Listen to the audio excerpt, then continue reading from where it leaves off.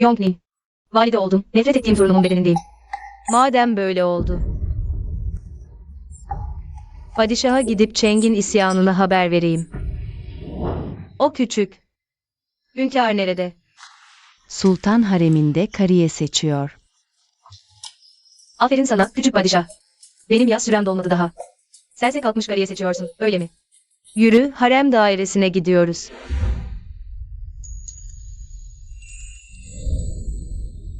Hünkârım, bütün adaylar burada.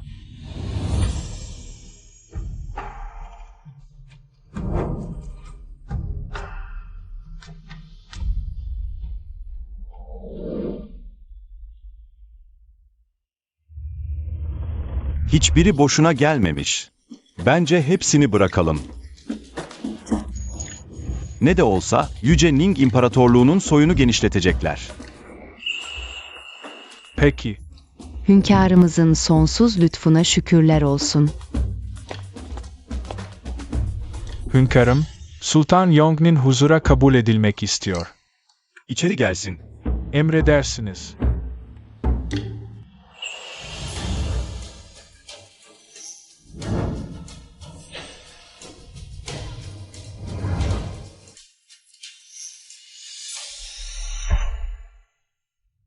Tuhaf. Ben gözümü mü kararttım? Şu Yongning'in tavırları. Neden tıpkı Valide Sultan'ı andırıyor? Yongnin, babana selam vermelisin. Haylaz. Bana diz çöktüremezsin. Hünkârımıza cevaben, ben korkarım ki bu saygıyı kaldıramazsınız. Oo.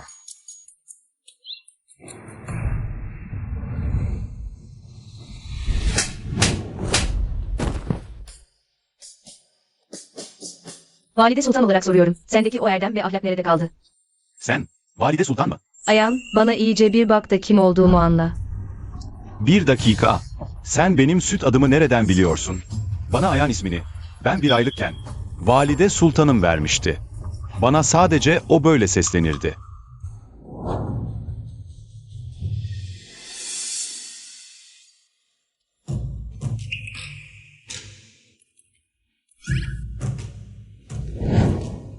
Valide Sultanım. Ama siz ölmemiş miydiniz? Nasıl yani? Valide Sultanınız ölmedi diye pek memnuniyetsiz gibisin. Daha yaz sürem dolmadan, sen kalkmış büyük bir hevesle kariye seçiyorsun. Doğrusu ne kadar da evlada yakışır bir hareket. Ah! Ne münasebet Valide Sultanım.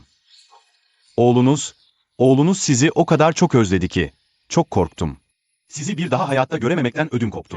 Benim büyüttüğüm çocuğu ben bilirim. Biraz yaramazdır, doğru, ama özünde kalbi temizdir. Böyle hayırsız bir evlat olmasına asla ihtimal vermem. Anlat bakalım, ne oluyor?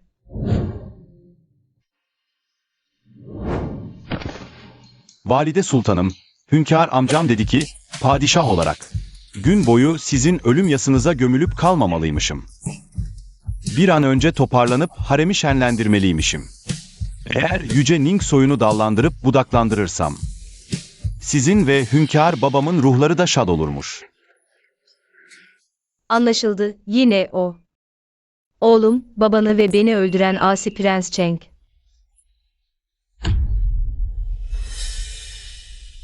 Valide Sultanım, siz, hünkâr amcama karşı biraz fazla ön yargılı değil misiniz? Kim bilmez ki, hünkâr amcam tüm benliğiyle devlete hizmet eder. Eğer onun yardımları olmasaydı, oğlunuz bu tahta nasıl oturabilirdi ki? Ne o, Valide Sultanına inanmıyor musun? İnanırım. Saf oğlum. Asi Prens Cenk tahta alınca. Vatan sağ olsun deyip adamı alkışlar bu. Valide Sultanımın bana öyle bakışı var ki, tıpkı pazarda ucuza satılan bir domuz paçasıymışım gibi. Madem kader bana ikinci bir yaşam şansı verdi. O halde bu fırsatı değerlendirmeliyim. Oğlumu koru ve hünkârımın intikamını al. Şimdilik yapılacak iş. Olanı doğru yola sokmak. Valide. Padişah eğitim planı resmen başlasın. Şehzadeyi selamlıyorum. Validenin yasıyla meşgulüm. Küçük padişah tarafında neler oluyor? Bir hareketlilik var mı? Hünkârımız gerçekten akıl almaz. Ben sadece sizin istediğiniz gibi. Kulağına birkaç kariye seçimi meselesini fısıldadım. O da tuttu tüm ülke çapında kariye avı başlattı. Duyduğuma göre halk ve vezirler arasında büyük bir hoşnutsuzluk varmış. Ne kadar sefihse, Halk desteği o kadar az. Şu sıralar Güneybatı'daki sel felaketi acil yardım bekliyor. Vezirler yardım istiyor. Birkaç adam bul. O çocuğu oyala, sakın o yardım fermanlarını görmesin. Başvezir dönene dek padişah işleri ihmal etti. Eminim ki çok öfkelenecek. O zaman bu koca imparatorluğu avuçlarımın içine almam çocuk oyuncağı.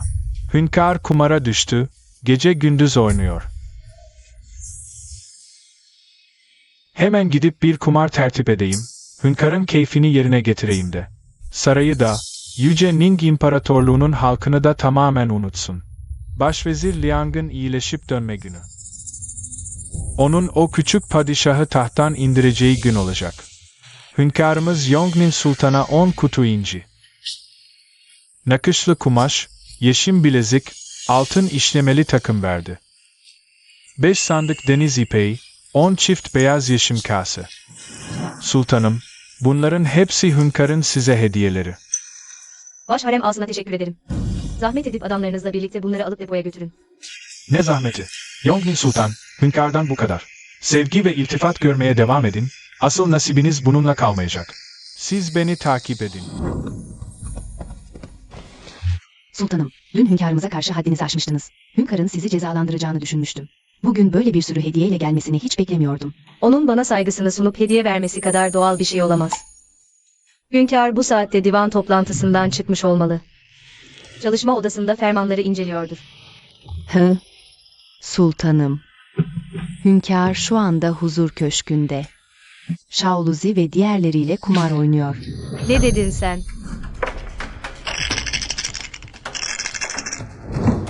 Minik, minnacık, ufacık. Bu elde büyük. Hünkârımız yine kazanacak. Ay aman. Hünkârım, üst üste 3 el kazandınız. Kullarınızın hesabı neredeyse tam takır oldu. Hünkârım, siz cihan hükümdarısınız. Kader bile size yar.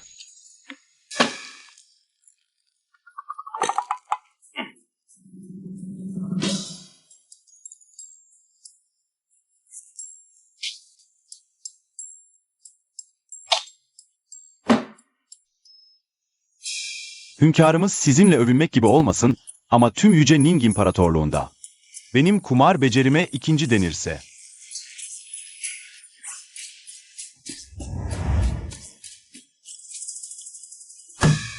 Kimse birinci olmaya cesaret edemez. Öyledir, öyledir. Haydi, devam ediyoruz.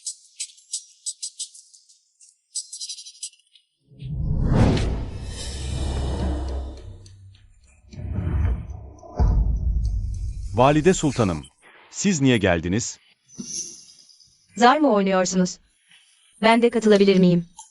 Tam da bu fırsatla oğlumun kumar belasından kurtulmasına yardım ederiz. Yoksa, siz de zar oynamayı bilir misiniz? Gençliğimde Ning'in en meşhur bilge kadınıydım. Tarih kitaplarını ve devlet yönetimini ezbere bilmenin yanı sıra. Elbette bu tür eğlencelik şeyleri de bilirim.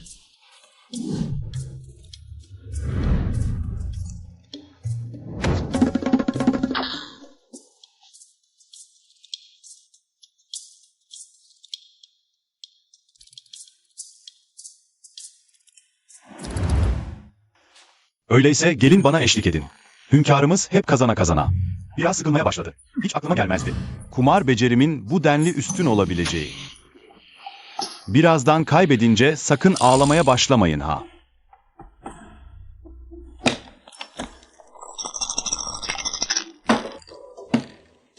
Bu elde de büyük diyorum. Siz de bana uyum büyük deyin. Kesinlikle denizli paralara boğulacağız. Bunların içinde apacık 3 tane bir var. Tam küçük zamanda asıl. Bu nasıl mümkün olur? Hünkârımız kendi eliyle aldı. Bunun büyük mü küçük mü olduğunu hünkârımız bilmez mi hiç? Hanginiz bu sultana biraz gümüş borç vermeyi kabul eder?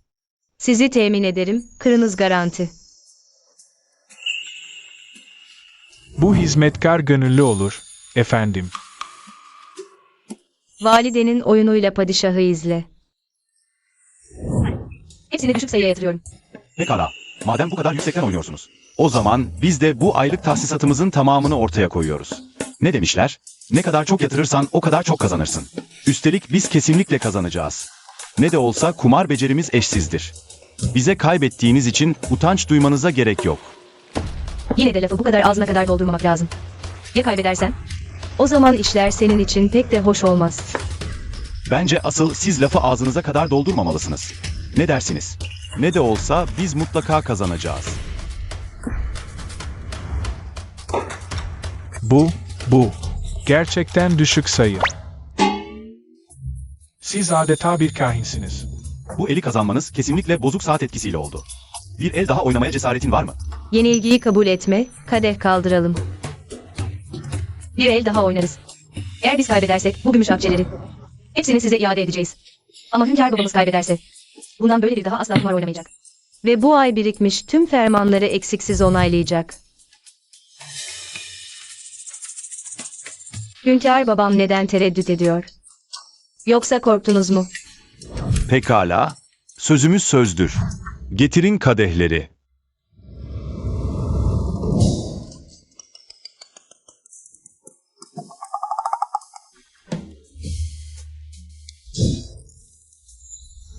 Biz inanmıyoruz.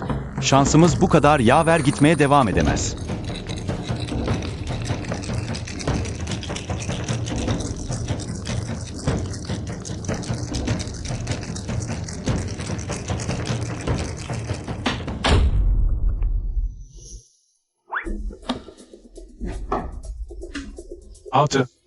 Altı. Hünkârımız 3 tane altı attı. Sultanım, artık yarışmanın ne anlamı var ki? Yongnin Sultan henüz çok toy. Bu dünyada babasını yenen bir kız evlat daha görülmedi. Vay canına, yarışmayı bırakın. Biz zaten tur bindirdik. Bence siz en iyisi gümüşlerimizi bize geri verin. Fermanlarla oynamaya devam edelim. Biz onlara bakmak bile istemiyoruz. Hünkârım, bu kadar acele etmeyin. Daha benim. Kadeh sonucu görmeden karar olmaz. Ne atarsan at, kaybetmen kaçınılmaz. Hünkâr babam, nihai sonuç belli olana kadar asla kazanmanın garantisi olduğunu düşünmeyin. Valide Sultanımın bu ses tonu. Yoksa bizi gerçekten yenebilir mi? Kesinlikle imkansız. Biz zaten en yüksek sayıyı attık.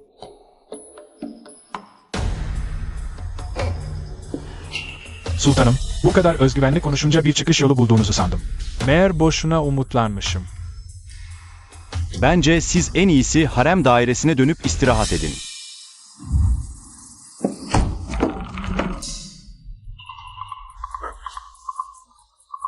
Sultan kazandı.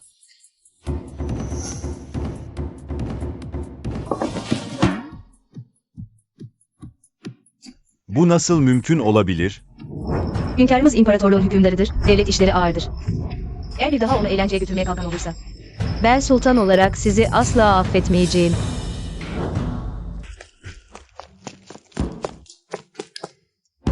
Küçük padişah, anan her zaman anandır. Sana tek bir soru soruyorum. Haddini bildin mi, bildirmedin mi? Valide Sultanım, bu kulunuz elbette ki haddini bilir. Sana defalarca dedim, hep kendi doğruna takıldın. Küstahlık edip başkalarının uyarılarını dikkate almadın. Hükümdar ülkeyi yönetirken kibir ve sağırlıktan sakınmalıdır. Hata ettiğimi anladım. Madem öyle, neden hala sözünü tutup fermanları incelemeye başlamıyorsun?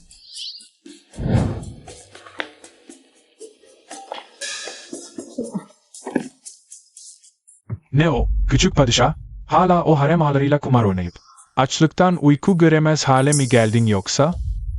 Şehzadeye bildiririm, padişah has odada fermanları inceliyor. Ne? Kusur ettim, cezamı şehzade takdir etsin. Anlat, ne oldu? O Yongnin Sultan, hünkârımızı yendi. Hünkâr bahsi kaybetti, fermanları incelemek zorunda kaldı. Ne demek? Şauke yaratılıştan hırçın ve dikbaşlı bir çocuktur. O, en sevilmeyen kızın lafını nasıl dinler? Kulunuz hiçbir şey bilmiyor. Yarın başvezir divana dönecek. Eğer küçük padişahın sel felaketini çözmek için bir yol bulup, divanda emirler yağdırmasına izin verirsek, onu tahttan indirmek çok zorlaşır. Madem öyle, Padişahın divana hiç gelmemesini sağlasak. Tüm sorunlar çözülmez mi? Şehzade Hazretleri, harem dairesine yerleştirilen o cariyeler. Belki işe yarayabilirler. Pekala. Bu işi sana veriyorum. Liang, 3 padişah görmüş vezirdir. Tüm devlet erkanının önünde yürüyen bir örnektir. Eğer yarın, küçük padişahın tahtta olmadığını fark ederse, merhum hünkârın kırbacını padişaha karşı çıkaracak. Vezirler onu izleyip padişahın aczini yazıp feragat isteyecek. Ben tahta çıktığım gün sana faydam dokunacak. Kulunuz minnettardır Şehzade Hazretleri.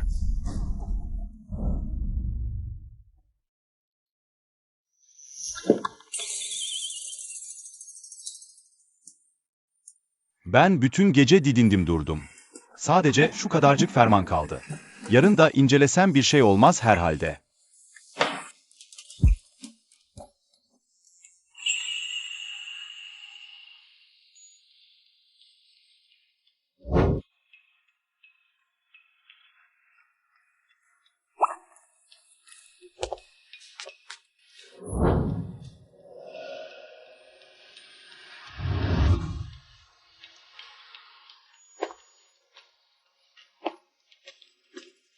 Hünkârım, bütün gece çalıştınız, çok yorulmuş olmalısınız. Geçen gün yeni unvan verdiğiniz o güzelleri henüz ziyaret etmediniz bile. Bence izin verin de sizi biraz rahatlatsınlar.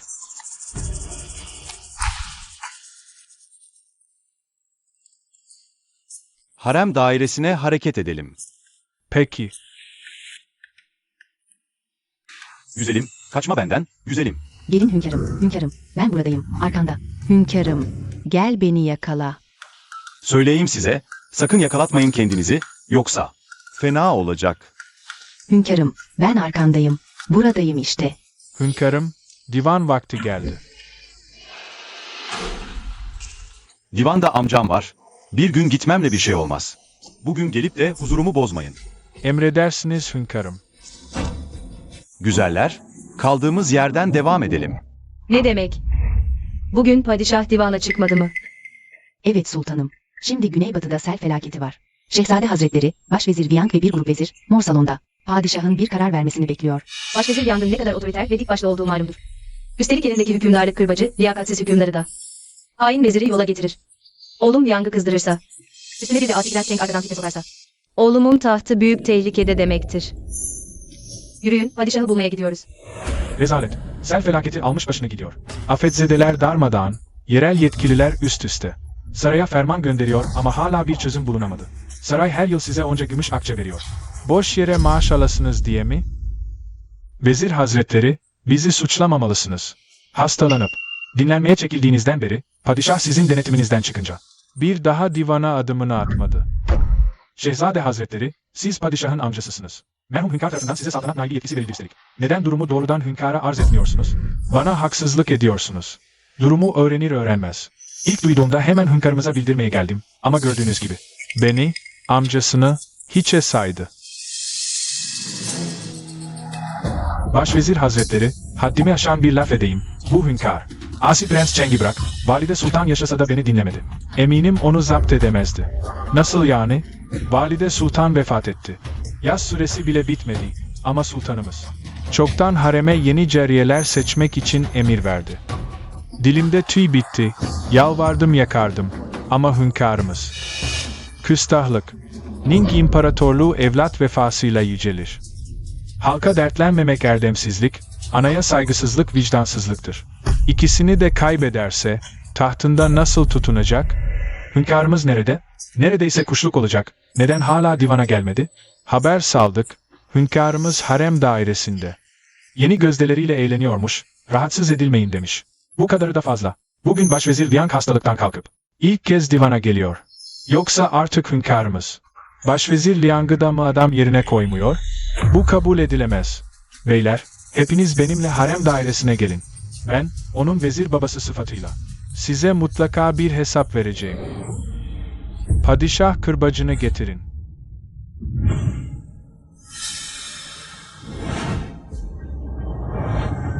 Sultanım, yavaş koşun, köleniz yetişemiyor. O asi prens Cenk çok kurnazdır, şimdiye kadar. Çoktan başveziri harem tarafına götürmüştür. Başvezir mert adamdır. Oğlumu cariyelerle cilveleşirken yakalarsa. Sonu çok kötü olur. Çabuk olalım, yoksa iş işten geçecek. Başvezir Hazretleri, cezalandıracaksanız da kapalı kapılar ardında yapın. Bunca vezir karşısında hünkârımız rezil olursa. Yarın divana çıktığında yüzüne nasıl bakacak? Bu kadar rezilliğin üstüne bir de itibar mı beklersiniz?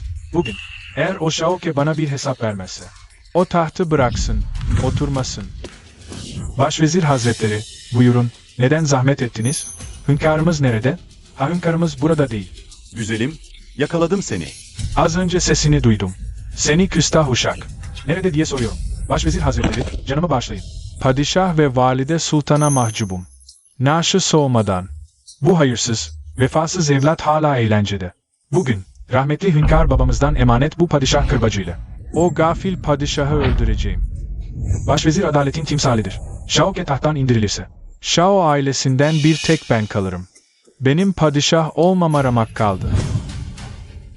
Yoksa yanlış mı duydum? Az önce bir an için, Valide Sultan'ın sesini işittim. Daha ne bekliyorsunuz? Yüce Ning İmparatorluğu'nun kaderi, hünkârın ellerinde yok olup gidemez.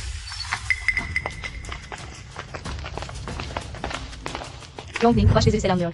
Asi Prens Cenk Hazretleri ve saygıdeğer efendileri selamlıyorum. Hareme devlet ricalinin girmesi yasak değil miydi?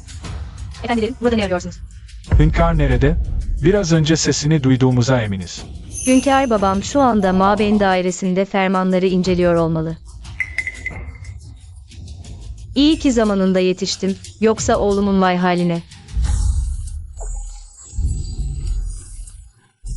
Güzelim, yakaladım seni. Valide Sultanım, siz buraya nasıl geldiniz? Herkes dışarı çıksın. Eğer ben gelmeseydim, yarının güneşini göreceğim bile meçhuldü. Ne oluyor burada? Seni bu rezil vaziyette görürlerse. Tahtında bir an bile huzurla oturabileceğini sanıyor musun? Mahvoldum. Başvezir yangın, affı ve merhameti yoktur. Beni bu halde görse, derhal tahttan indirir. Valide Sultanım, ne yapacağım ben şimdi? Hemen içeri saklan, çabuk. Seni küçük yalancı.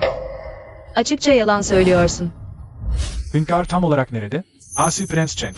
Prenses Yongnin daha bir çocuk. Ağlama hadi, gel buraya. Asi Prens Cenk Hazretleri adına. Senden özür diliyorum. Hemen gel de onu teselli et. Hayır, ben. Benim bir tanem. Hanginiz onu üzdü? Ben değilim. Prens Cenk bağırdı. Onu ağlattı. Seni hain köpek. Kraliyet amcam, bana karşı her ne şikayetiniz varsa. Gelip doğrudan bana söylemeniz yeterlidir. Hayır, ben. Dinleyin, açıklayayım. Hayır, dinle beni açıklayayım. Sultan, kabahat bendedir. Size bu kadar yüksek sesle hitap etmemeliydim. Neyse, madem Asi Prens Cenk gönülden özür diliyor, o halde. Ben de sizi affediyorum. Hünkârım, az önce neredeydiniz? Güneybatıdaki sel felaketinden haberiniz var mı? Biz, doğal olarak bu has odada fermanları inceliyorduk. Bu sel meselesine gelince, biz elbette durumdan haberdarız. Madem hünkârımız zaten biliyor, o halde çoktan bir çözüm. Yolu bulmuş olmalısınız. Elbette öyle. Ben çoktan bir yolunu buldum. Lütfen hünkârım, bize ayrıntıları anlatın da öğrenelim. O sel meselesini ben nasıl çözeceğimi nereden bileyim? Yoksa çözümü bilmiyor musunuz? Nasıl bilmezmişim? Hünkâr babam, sen bana çözüm yolunu söylememiş miydin? Nasıl olur da kendin unutursun? Sel için ilk adım, kurak arazilere su sevkiyatı. Su kanalları inşa etmek, sonra da güneybatının sularını Lingnan kuraklığına yönlendirin, hazineden de. 3000 altın çıkararak güneybatıyı yeniden inşa etmeyi buyurdu. Evet, aynen böyle. İşte biz. Yongning'e tam olarak böyle söylemiştik. Hünkârımız yüce ve bilgedir. Bu çözüm gerçekten sizin fikriniz miydi hünkârım? Bu elbette benim hünkâr babamın bulduğu çözümdü, Asi Prens Cenk. Hünkârı sorup durdunuz, kapıdan girişten beri. Üstelik şimdi de şüpheyle sorguluyorsunuz. Bilmeyenler, Prens bunu kasıtlı yaptı, zarar vermek istedi. Sultan, sözlerinize dikkat edin. Hünkârım, Benim asla öyle bir kastım olmadı. Amca, telaşlanmanıza gerek yok. Biz elbette size güveniyoruz. Öyleyse, müsaadenizle bizler çekilelim.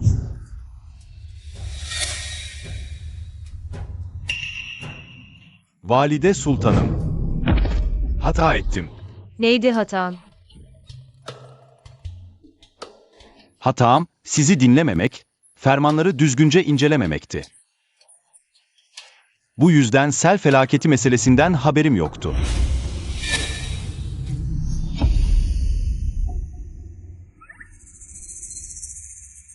Hünkârım, eğer bugün olanların bir daha yaşanmasını istemiyorsan, beni dinle ve harem dairesindeki bütün cariyeleri gönder.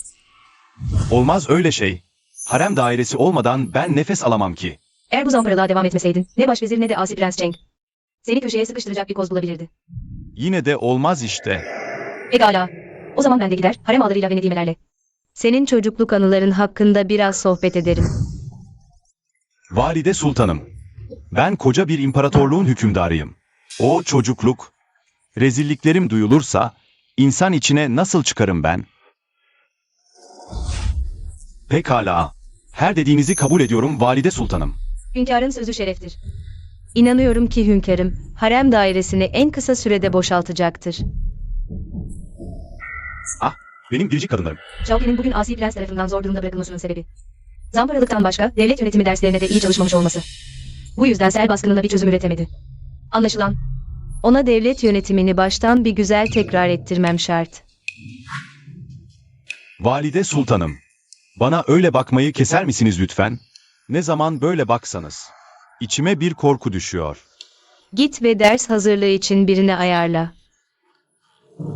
Devlet yönetiminin ustasıyken neden ders alasın? Yanlış anladın. Sen ve ben birlikte gidiyoruz. Ne? Valide Sultanım. Şaka yapıyorsunuz değil mi? Başhocanın öğrettiği o şeyleri zaten biliyorum. Sadece az önce birden unutuverdim işte. Peki öyle olsun.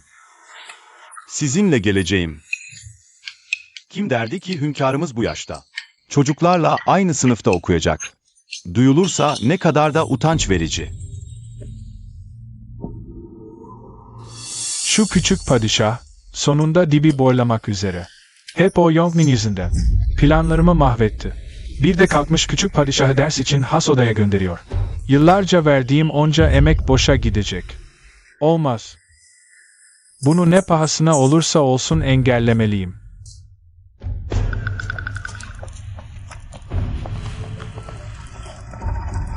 Dayı, siz başvezir Viang'ı da alıp saraya, hünkârımızın huzuruna çıkmamış mıydınız? Başvezir Liang'ı alıp mı? Anlaşıldı. O Yongning dedikleri yatağa sızan bir. O, cariyenin kızı. Dayı, böyle hiçliği takma kafana. Sakın hafife alayım deme. Ben o Yongning'e dikkatli baktım. Bir an Valide Sultan'ın haşmetini gördüm. Hünkârımız cephesinde. O has odaya adımını attırmamalısın. Dayı içiniz rahat olsun. Hünkârımız beni el üstünde tutar. Bu iş bende. Siz gönlünüzü ferah tutun. Siz bekleyin, ben hemen dönerim.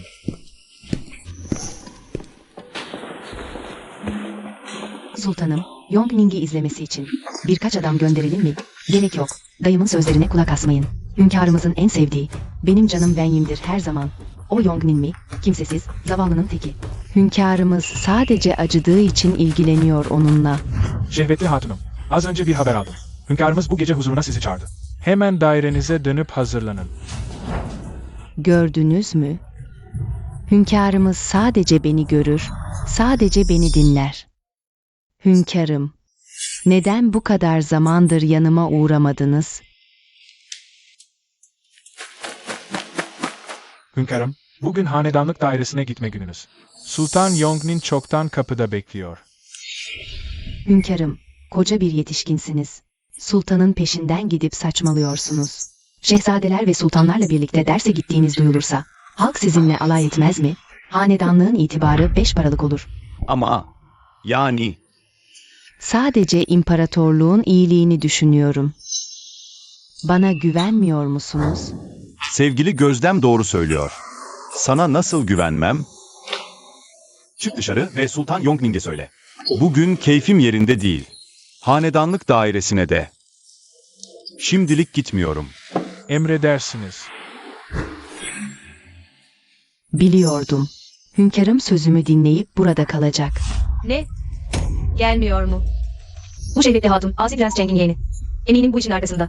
Küçük padişahın eğitimini engellemek için. Bizzat Asi Prens Cheng vardır. O zaman içeri girip ona dışarıda çok beklediğimden bayıldığımı söyle. Emredersiniz, sultanım. Hünkârım, Sultan Yongning kapıda sizi beklerken halsiz düşüp bayıldı. Ne? Sultan nerede? Derhal hekimbaşını çağırın.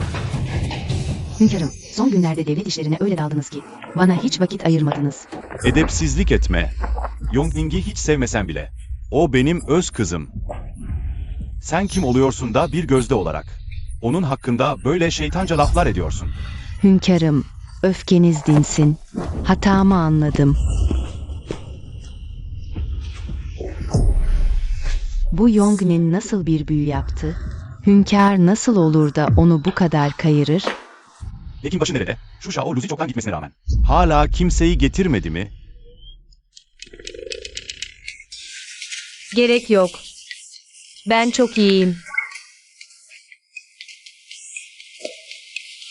Siz bayılmamış mıydınız? Senin gibi bir oğlum olduğu için elbette öfkeden bayılmalıyım. Biraz iyi. Ah, Hadi hemen hanedanlık dairesine valide sultanı gel. ah, acıyor, acıyor. Valide sultanım, yavaş olun. Ah, valide sultanım, hünkârımızı çekmeyin. Kendimiz geliyoruz işte. Yürü. Hünkâr babamız hazretleri. Hünkâr babamız hazretleri. Kulunuz, padişahımızı selamlar. Kalk. Bunca zamandır şehzade ve sultanları eğitmek için çok çaba sarf ettim. Bir hatam olmadı herhalde. Hünkârımız neden aniden buraya geldi ki? Başhoca, teklife mahal yok. Bugün hünkârımız da derse katılacak. Öyleyse, herkes buyursun. Dersimize başlayalım. Bugünkü konumuz şiirler kitabı. Kuşlar ötüşür nehrin adacığında, nazlı ve güzel bir hanımdır. Efendisine layık bir eş.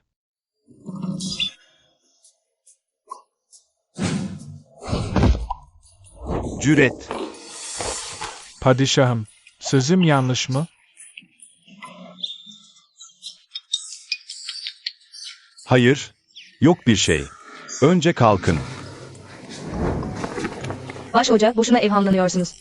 Aslında hünkârımız sadece anlatımınızı o kadar harika buldu ki gönüllü olarak öne çıkıp kendisini sınamanızı istiyor. Valide sultanım, siz benim öz valide sultanımmışsınız. Hünkârımız alçak gönüllü olunca. Doğrusu bu ihtiyara parmak ısırtıyor. Sınamak haddimize değil. Kulunuzun danışacakları var. Hünkârımızdan lütfeder de bizi aydınlatmasını istirham ederiz. Başhoca, buyurun sorun. Eğer bir kıtlık baş gösterir ve devlet ambarlarında tahıl azalırsa, ambarları mı açardınız? Çiftçileri ziraate teşvikle mi yetinir miydim? Bu ne güzel bir soru. Bu konuya gelince, şu an zaten bir kıtlık yok. Bence bizim. Bu sorunu şimdiden düşünmemize gerek yok. Baş mürebbiye, başka bir soru sorsanız olmaz mı? Hünkârım, nasıl dersiniz? Vefat etmeden önce, tedbirli olmanın bir hükümdarın asıl yönetim stratejisi olduğunu söylerdi. Başmürebbiye, hünkârımız Yüce Ning İmparatorluğunu gayet iyi yönetiyor. O yüzden bu sorunu hiç düşünmemiş olması son derece makul. İsterseniz bu soruyu 8. Şehzade cevaplasın. Başmürebbiye, eğer şehirde gerçekten bir kıtlık çıkarsa, önce tahıl açıp halkı kazanırım. Ardından çiftçiliği teşvik eden bir ferman yayınlayıp krizi öyle çözerim. Devlet yönetmek suyu kontrol gibidir. Halkın kalbini kazanmak en mühim meseledir. Hünkâr babam, anlaşılan 8. Şehzade ağabeyim sizden biraz daha yetenekli. Oğlum kadar bilgim yok. Yoksa işe yaramaz mıyım? Oysa en başından beri hünkâr babamın en sevdiği sultan bendim. Babamıza en yetenekli sultanın ben olduğumu mutlaka kanıtlamalıyım. Yongnin. Bu ne cüret, ne haddine. Hünkâr babama onun cahil ve bilgisiz olduğunu söylemeye nasıl cesaret edersin? Wen Yi beni savunuyor olsa da bu sözler nedense içten içe kendimi suçlu hissetmeme sebep oldu. Seninle konuşuyorum, sağır mısın? Bu Wenyi normalde huzurumda her zaman uslu ve terbiyeliydi. Bugün neden böyle yaygara çıkarıyor? Pekala, niyetin ne? Öyle yüksekten atıp hünkâr babamı eleştiriyorsun ya. Baş mürebbiyeye yeni bir soru sorduralım. 3. Benimle bilgi yarışına girmeye cesaretin var mı? Wenyi kardeşim, yalnızca hünkâr babamızın en sevgili kızı değil. Aynı zamanda baş mürebbiyenin de en başarılı öğrencisidir. Bu Yongnin nasıl olur da? Wenyi kardeşimle nasıl yarışabilir ki? Wen Yi, saçmalığı bırak. Derhal yerine otur. Gençliğindeki deha namını kim bilmez? Huzurunda nasıl küstahlık eder? Ne oldu, korktun mu? Bir de hünkâr babamı senin için aracı yapmışsın. Bu Wenyi bu kadar küçük yaşta. Bu zehirli sözleri sarf ediyorsa şehvetli hatun yanında. Yongning'in öz annesini kötülemiştir. Bu şehvetli hatun ve kızının haremi fesat yuvasına çevirmesine izin veremem. Kabul. Hocam, lütfen soruyu sorun. Şu anda iki sultan kıyasıya çekişiyor. Rastgele, en basitinden bir soru sorayım da. Göstermelik olsun, yoksa başıma bela alırım. İki sultan, lütfen dikkat. Bin karakter klasiğinin ilk cümlesi nedir? Hocanın sorusu neden bu kadar zor? Onu biz bile bilmiyoruz. Gök ve yer karanlık ve sarı, evren uçsuz bucaksız. Demek ki ikisi de biliyor. Bir ben bilmiyorum. Bu soru çok basit. Biraz daha zor, az bilinen bir şey sorun. Pekala sultanlar, başkadının odasında. Tam olarak kaç tane mum vardır? Bu sorunun doğru cevabını sadece saray kahyası bilir. Şimdi cevap veremezsiniz. Berabere ilan ederim. Benim valide sultanım sadece bir gözde, nereden bileyim? Başkadının kaç mum kullandığını. Bu hoca. Resmen saçmalıyor. Valide sultanım eski başkadın olsa da böyle önemsiz bir detayı aklında tutmuş olamaz. Berabere kalmaları. En iyisi. Madem ikiniz de cevabı bilmiyorsunuz, bence konu kapansın. Bu soru aslında aşırı basit. Tamı tamına 476 tane, değil mi? Ben de bilmiyorum. Mahvolduk.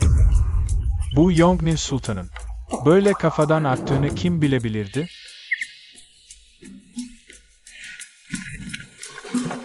Muhafızlar. Emredin, sultanım. Hanedanlık dairesindeki mumları sayın. Toplam kaç tane varmış? Öğrenin. Baş üstüne. Yongnin, bence sen sadece uyduruk bir sayı söyledin. Hünkâr babamız burada. Wen Yi, sen nasıl cüret edersin? Yongning'e böyle konuşursun. Derhal yerine otur. Hünkâr babam, taraf tutuyorsun. Eskiden hünkâr babam beni ve annemi severdi. Yongnin uyandığından beri. Bizi hiç sevmiyorsun. Wenyi. Wenyi, neden ağlıyorsun? Hünkârım, bana bir öfkeniz varsa, neden Wenyi'ye çektiriyorsunuz? O daha bir çocuk.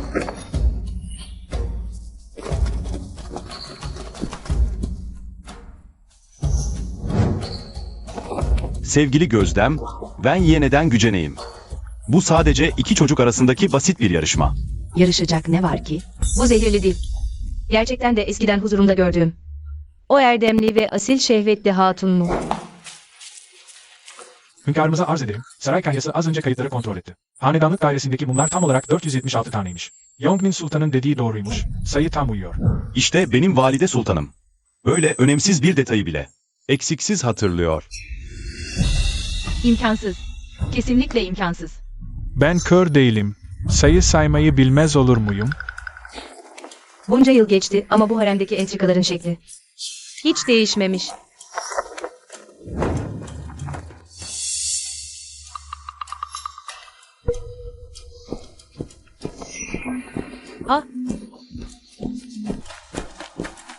Dur bakalım. Geleceğin hünkârının bakışı da ne öyle? Sahi, Valide Sultan'ın kendi torununu iteceğine inandı mı şimdi? Asi Prens Cenk'le neden başa çıkamadığını şimdi anlıyorum. Bildiğin aklı kıt bunak.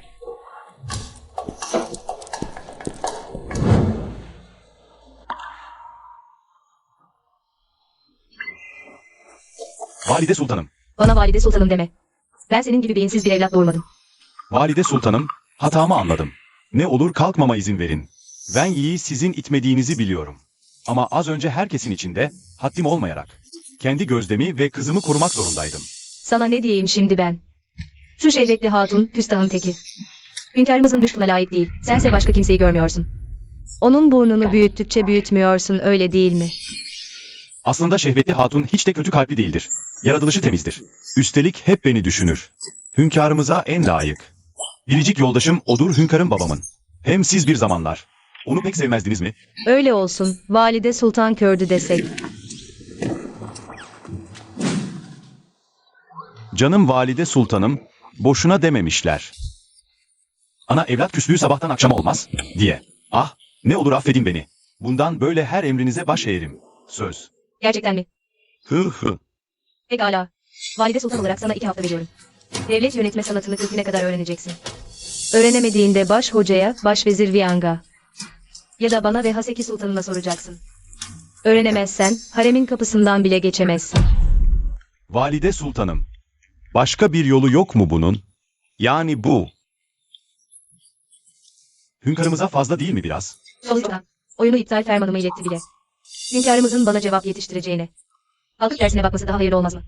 Şu Şaoluzi, benim en yakın hizmetkarım değil miydi? Ne zamandan beri sizin adamınız oldu? Aslan oğlum, göreyim seni.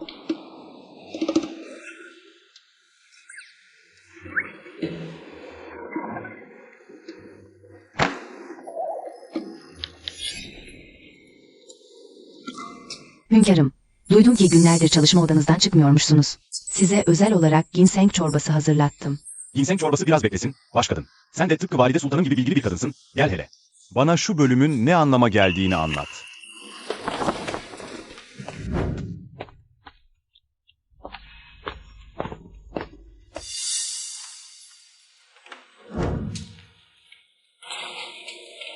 Bu kısmın anlamı şudur ki,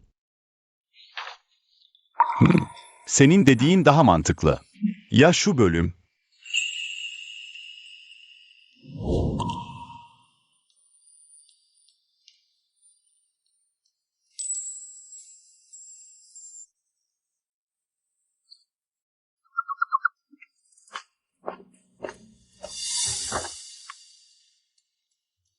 Hünkârımız uzun zamandır başkadın hazretlerini huzuruna çağırmıyordu. Şimdi onları böyle uyum içinde görmek.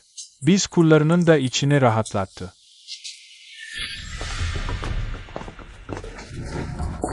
Şehvetli Hatun, hünkârımız ve başkadın. Çalışma odasında devlet siyaseti üzerine ders yapıyorlar. Emirleri var. Kimseyi içeri almayın. küstahlık. Seni köpek kul, gözlerini iyice aç da bak. Ben dışarıdan biri miyim? Kulunuz yanlış duymuş olabilirim. Hünkârımız demişti ki, hiç kimse içeri girmesin. Cüretkarlık. Sen bir hasekiyle böyle konuşmaya nasıl cesaret edersin? Bu kulunuz Şehvetli Hatun'u bilerek zor durumda bırakmak istemedi. Ancak hünkârımızın öğrenme sevdası şu an doruk noktasında. Eğer şimdi içeri girerseniz, bu hevesini baltalamış olmaz mısınız? Öyleyse başkadın neden girebiliyor? Başkadın hazretleri engin bilgi sahibidir, irfanı boldur. Hünkârımızı yanıtlıyor. Siz de girebilirsiniz. Ben bir kumandan kızıyım, laf kalabalığından, kelime oyunlarından. Ne anlarım? Bu köleniz, Şehvetli Hatun'u ilk kez böyle kapı dışarı edilirken görüyor. Şaoluzya, siz harikasınız. Az önce ben de çok korktum. Ama neyse ki. Yongnin Sultan Hazretlerinin yanında çok şey gördüm. Geri adım atmayacaktık. Sana söyleyeyim. Yongnin Sultan Hazretleri gerçekten büyük bir hüner sahibidir. Prenses, Şaoluzi'den haber geldi. Hünkârımız bu birkaç gündür imparatorluk çalışma odasında kitap okuyormuş. Hareme hiç uğramamış. Ama başkadın. Sık sık ginseng çorbası götürüyormuş. Zamanında bu başkadını valide sultan olarak bizzat seçmiştim. Hem yetenekli hem bilgili ama fazla kuralcı. Hırs yok, her gün sessiz dua odasında. Doğal olarak o küstah şehvetli hatun her konuda onu gölgede bırakıyor. Görünüşe göre hünkâr babamız tamamen umutsuz bir vaka değilmiş. Eğer yarım ay içinde hünkâr babam ile başkadın arasındaki ilişkiyi düzeltebilirsem bir taşla 2 kuş vurmuş olurum. Uyumlu hükümdar ve kadın, Ning sonsuza dek sürer. Prenses, içiniz rahat olsun. Hünkârımız sizin iyi niyetinizi anlayacaktır. Umarım öyle olur.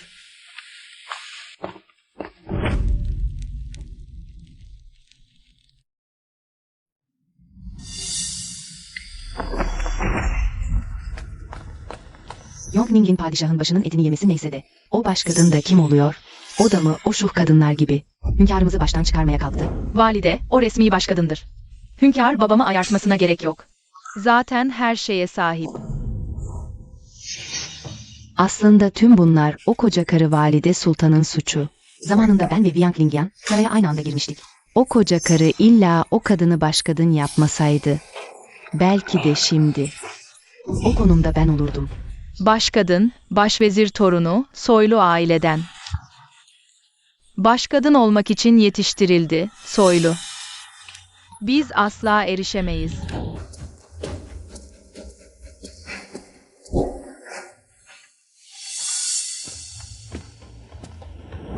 Şehvetli hatun, öfkenizi dindirin. Alt tarafı bir başkadın. Öfke yüzünden sağlığınızı bozmanıza değmez. Dayı, bilmezsin. Hünkârımız Zonghua Sarayı'na gittiğinden beri bir daha benim odama uğramadı. O solgun suratlı başkadının yeniden güç kazanmasına elim kolum bağlı. İzlemek zorunda kaldım. Bu hakareti nasıl yutarım ben? Kadın işte, hünkârın gözdesi olmaktan başka bir derdi yok. Ama başkadın, başvezir Liang'ın torunu. Eğer şehvetli hatunun eliyle başkadını devirebilirsek, başvezir Viang ile Shao Kane'in arası mutlaka açılacaktır. O zaman, benim isyan etmem çok daha kolay olacak. Kadın gözden düşmüş, fırsatı kaçırma. Devirmiyorsunuz, Ama o başkadının arkasında vezir ailesi var. Hünkârımız asla kolay kolay onu tahttan indirmez. siz hünkârla başkadının arasını açın. Divanı Hümayun'da da ben sizi arkadan desteklerim. Madem öyle, şimdiden size minnettarım dayıcığım. Ha ha ha, şu yeğenime bak, ne kadar da saf. Onu kullanıyorum ama hala zafer kazanmış gibi seviniyor. Sultan, şuradaki başkadın hazretleri değil mi? Yeniden doğalı o kadar zaman oldu ki. Sonunda. Benim şanssız gelinimi gördüm. Gidip başkadınla. Kısa bir selamlaşalım. Peki.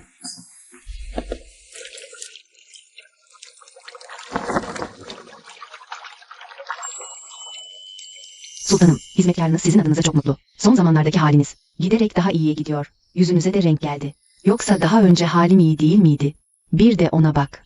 Eskiden dışarı adımınızı atmaz, sarayın derinliklerine gömülür. Kendinizi bir köşedeki ibadethaneye hapsederdiniz. O şehvetli hatunun başınıza çıkıp zulmetmesine göz yumardınız. Neredeyse sizi unutmuştum. Ama şimdi, ikiniz bütün gün birliktesiniz. İnsanı gerçekten kıskandırıyor. O, Yüce Ning'in hünkârı. Benim tek başıma kocam değil.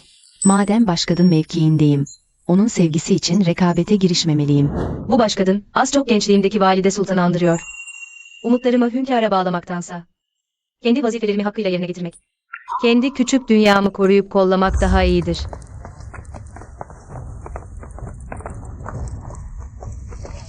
Vay canına. Duydum ki abla, gece gündüz hünkârın yanından ayrılmıyormuşsun. Bugün hangi rüzgarla buraya balıkları beslemeye geldin?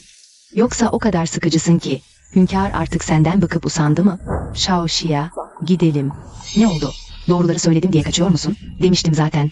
Hünkâr nasıl olsun senden etkilenebilir? Bazı insanlar vardır. Aynı şu havuzdaki balıklar gibi. Hünkârın aklına düşerse, gider biraz oynar. Aklına düşmezse, kendi kaderine, ölüme terk eder. Sultan, gidip bir bakalım mı? Biraz abi. Nasıl böyle konuşursun sultanımla? Küstah, sen kim oluyorsun da? Sultanımla ağız dalaşına giriyorsun. Peki, sen kim oluyorsun da? Benim adamıma dokunabiliyorsun. Sultanım affetsin, hizmetkarınız sadece. Size, bu haddini bilene, biraz terbiye öğretiyordu. Haddini bilmek mi? Enteresan. Şavşiya, öyleyse şehvetli hatuna öğret bakalım. Haddini bilmemenin cezası neymiş? Valide Sultanım, bana sahip çıkmanız gerek. Benim adamıma nasıl cüret edersin? Neden cüret etmeyeyim? Daha önceleri. Seninle uğraşmaya tenezzül etmedim sadece. Beni zorbalık mı sanıyorsun? Kıymetim büyüktür. Bunu bil. Gözde dediğim bir gelir bir gider. Çiçekler solar. Değişmeyen tek şey. Benim. Hünkârımızın adının yanına yazılabilecek. Tek isim de benimkidir. Gözde, gözdedir. Tıpkı hasbahçedeki çiçek gibi ilk bakışta tazedir. Fakat bakmaya doyamazsın. Sen.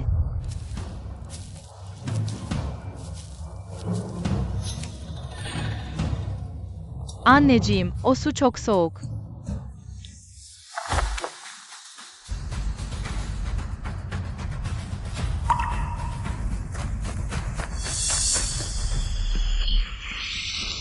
Wen Yi. Yardım edin. İmdat. Wen Yi. Ben Yi. Hünkârım, yapmayın. Sağlığınız her şeyden önemli. Çabuk yardım edin. Prensesi derhal kurtarın. Wen Yi. Ben Yi. İyi misin? Sultanım, benden nefret etseniz bile Wen Yi'yi bu işe bulaştıramazdınız. O daha bir çocuk. Hanedan varisine suikast büyük suç. Böyle bir iftira atamazsın. Üstelik Prenses Wen Yi'nin kendi atladığı ortada. Hünkârım, gerçeği görün. Sen başkadının hizmetkarısın. Elbette kendi sultanını savunacaksın. Elbette bizim sultanımızın hakkını savunacaksınız. Başkadın, bu aralar sırf hünkârımıza refakat ettiği için havalara gelip sultanımızın yanında gösteriş yaptı. Ben, sultanım adına birkaç laf edince, başkadının adamları tarafından bu hale getirildim. Üstelik Prenses Wen Yi de, suya iten bizzat başkadındır. Şehvetli hatun, Wen Yi senin öz kızın. Onun canını bana kumpas kurmak için kullanmaya nasıl cüret edersin? Başkadın saygılıdır. Böyle şey yapmaz. Ben Yi. Hünkâr babana asla yalan söylemezsin. Söyle bana, suya nasıl düştün? Hünkâr babam başkadındandı. Başkadın itti. Seni yalancı çocuk. Nasıl böyle bir iftira atarsın? Baba, kafan karıştı. Evet, kraliçenin kızı sadece arkada gördü. Suçu Haseki Sultan'ın üzerine atmasını emrettiğini gördüm. Sultan Yongning. Senin ağzına suya dolduruyorum Hansul'da. Wen Yi'yi benim suya ittiğimi söylersin. O benim öz evladım. Vahşi bir kaplan bile yavuzuna girmezken. Onu bu halde görmek kalbimi paramparça ediyor. Hünkârım, annemden nasıl şüphe edebilirsiniz? İkimiz de senin gözünde. Bu kadar mı gaddar ve kötücülüz? Madem öyle, hünkârımız az önce neden? Wen Yi'yi yanına çağırdı. Bu şanlı yaşamada bunun eliyle kendini o nehre atıp ölseydi daha iyiydi. Gözdem. Ne biçim sözler bunlar? Sana nasıl güvenmem? Senden nasıl şüphe ederim? Üstelik kızımızla birlikte. Ölümden nasıl bahsedersin? Bu şehvetli hatunun acındırma numaraları ne kadar da bayağı. Ama ne yazık ki benim saf oğlum bu oyunlara her seferinde kanıyor. Yongning, bu seni ilgilendirmez. Bunu bu işe sokma. Dolayı çözdük zaten. Bütün bunları söyledi. Bunu anladın mı? Böyle bir kadın, Haseki sultanlık mertebesini hak etmiyor. Ben seninle daha şehzadeyken evlendim.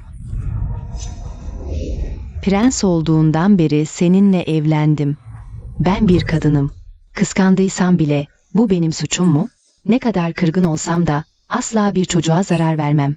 Hünkâr babam, lütfen sadece tek taraflı dinlemeyin. Haseki Sultan, o sizin alnınızın akı, nikahlı eşinizdir. Küstahlık etme. Sana daha önce de söylemiştik. Yongning'e böyle haddini aşan sözler. Sarf etmeyeceksin. Sultanım, iyi niyetinizi biliyorum. Böyle bir şey söylemek. Hünkârımızla 10 yıl önce tanıştığımızda aşkımız tatlı ve tutkuluydu. Ama ne yazık ki tahta çıktığından beri her şey değişti. Beni sıkıcı buldu ve o güzel şehvetli hatunu daha çok beğenmeye başladı. Belki de büyük babamın huzurunda verdiği, bana iyi davranacağına dair o sözleri çoktan unuttu. Hanımefendi unutmuş olabilir. Büyük babama söz verdiğim yemin bana.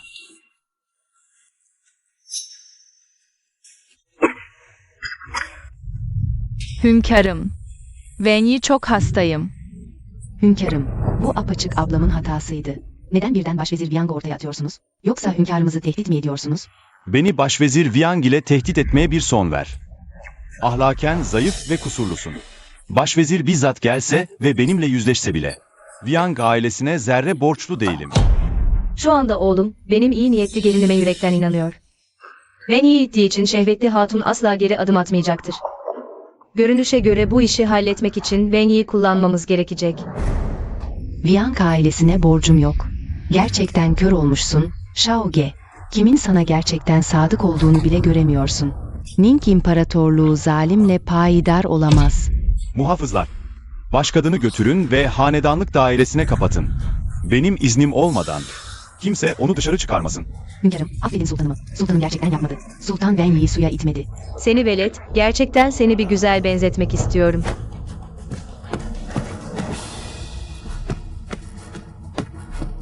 Hünkâr babam, az önce yanlış söyledim. Beni suya iten. Baş kadın değil, benim öz annemdi. Sen ne saçmalıyorsun? Hünkârım, beni affedin. Ben iyi saçmalıyor. Saçmalamıyorum. Baş kadına iftira atmak isteyen. Benim öz annemdi. Bu yüzden beni suya atlamaya o zorladı. Küstahlık. Daha ben burada dururken.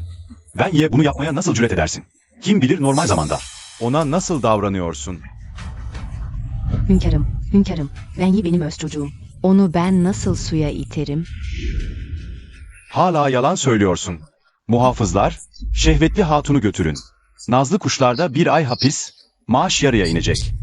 Benim iznim olmadan kimse onu ziyaret etmeyecek. Hünkârım.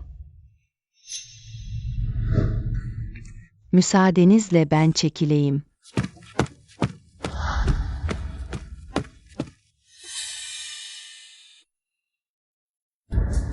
Kardeşim, bence gerçekten çok acınacak haldesin. O şehvetli hatun seni hiç sevmiyor. Tüm yaptıkları sadece bir an önce baş kadın olmak içindi. Sonra da bir şehzade doğurup tüm haremi avucunun içine alacaktı. Yalan söylüyorsun. Valide sultanım her şeyi benim için yapıyordu. Sen daha bir çocuksun, bünyen zayıf. Buna rağmen seni o buz gibi suya itti. Eğer seni gerçekten umursasaydı, canınla böyle oynamaya cüret edebilir miydi? Ya gerçekten baş kadın olup bir de şehzade doğursaydı? Senin gibi bir sultan umurunda olur muydu? Ona basamak olan o valide sultana bel bağlayacağına git. Doğrudan hünkâr babamızın gönlünü al, daha karlı çıkarsın. Şehzadem, şehvetli hatun, başkadına iftira suçundan ev hapsine alındı. Ne? Boşuna ona bunca akıl verdim. Beceriksizin teki. Hiçbir işe yaramaz. Şehvetli hatun gidince, Şauke'nin kulağına fısıldayacak kimsemiz kalmadı. Demek ki büyük planım yine askıda kalacak. Şehre mülteci yakını var. Şehzadem, bunu kullanıp bir kriz yaratabilirsiniz. Doğru söylüyorsun. Zaten hak. Şauke'ye küfürler yağdırıyor. Mültecileri kovarsa ayaklanırlar. O zaman göreceğiz bakalım. O vezir takımı hala Şauke'yi savunabilecek mi? Sultanım, hünkârımız 1 saattir dışarıda bekliyor. Hava çok sıcak, hünkârımızı içeri buyur etseniz. Valide sultan, delirdin mi? Hünkâr dün sana biraz ızdırap çekmesi şart. Bırak güneşin altında kavrulsun. Gelinim çok merhametli. Öyleyse tatlı gelinimin hıncını ben alayım. Prensesim, ben hünkârımıza kırgınım, evet. Ama o, koskoca bir imparatorluğun hükümdarıdır. Bu yüzden. Sultanım, ne olur beni dinleyin. Hünkâr babamıza küçük bir ders olsun.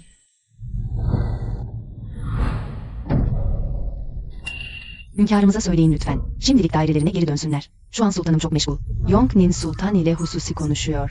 Git, başkadına söyle. Bizim acelemiz yok. Ne zaman müsait olursa o zaman geliriz. Of. Hünkârım, artık Haseki Sultan'ı daha fazla kışkırtmayın. Kimisi duvara bakarak tövbe eder, biz ise güneşin altında kavrulup eriyeceğiz.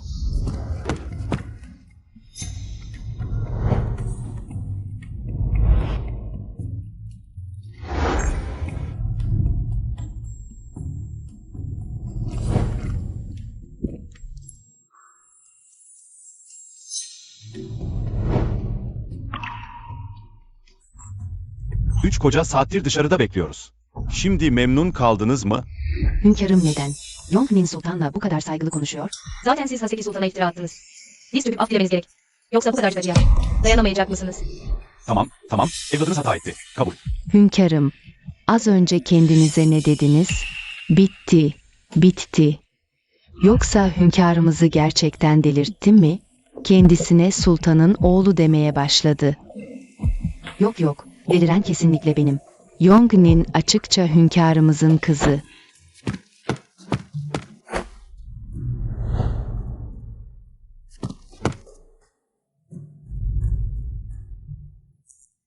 Madem olan oldu, sana bir şey söylememiz gerekiyor. Yongnin, o bizim valide sultanımızdır. Hünkârım, alay etme. Ona böyle saygısızlık etmeniz. Hem o apaçık Yongnin Sultan. Zeki gelinim, yine sen beni düşündün. Vaktiyle. Valide Sultan, ben başvezir Yang'a söz vermiştim.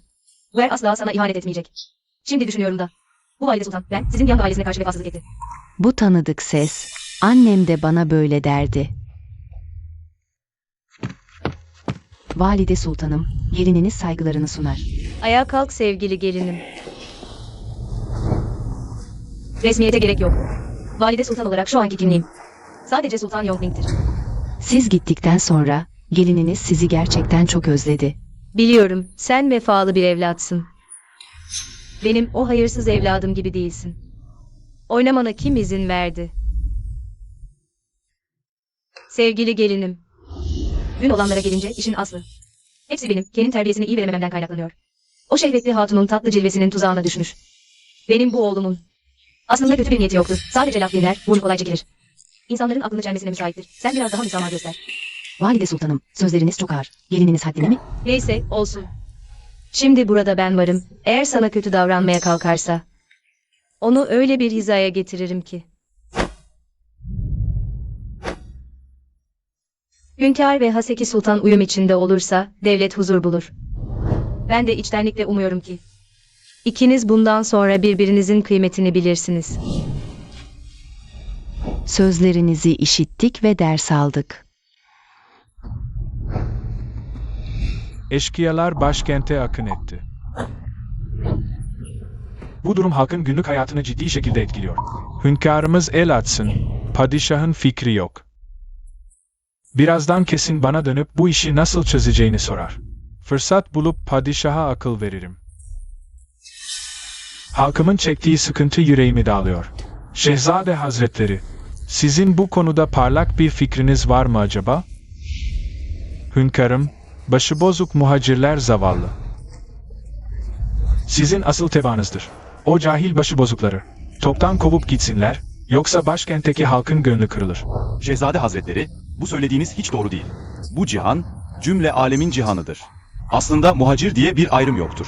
Onlar için basit barınaklar inşa edelim. Sokakta sürünmesinler, aşevleri kuralım. Zamanı gelince de onlara bir ekmek kapısı buluruz. Hünkârımız, ne kadar da isabetli bir karar.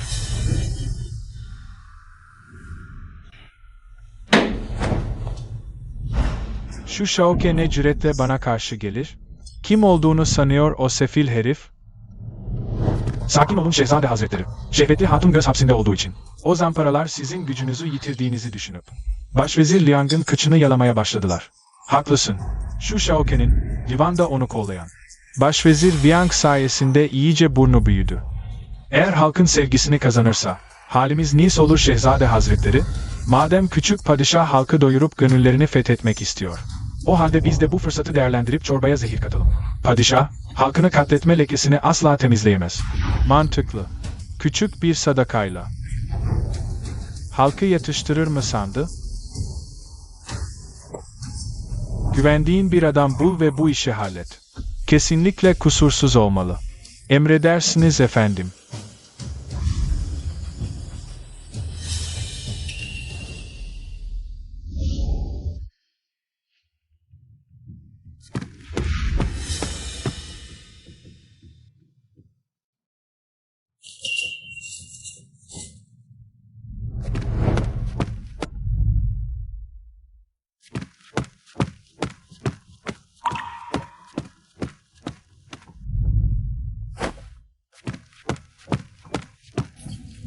Çorba dağıtılıyor.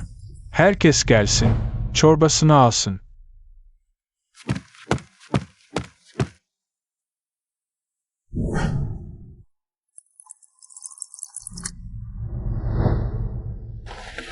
Başımızı sokacak bir yer verdiği için padişahımıza minnettarız. Yoksa şimdiye dek sokaklarda sürünüyorduk. Hünkârımız ne büyük şans. Valide Sultanım, bunları tadın. Sizin için özel olarak. Mutfaktan istedim. Ker, yavaş ol. Ağzımda yer kalmadı artık. Ah Valide Sultanım, hep siz benim için endişelendiniz. Şimdi bu nadide fırsatı bulmuşken, elbette size olan saygımı göstermeliyim. Bu arada mültecileri yerleştirme işini. Çok iyi becerdin. Beni daireye göndermeseydiniz.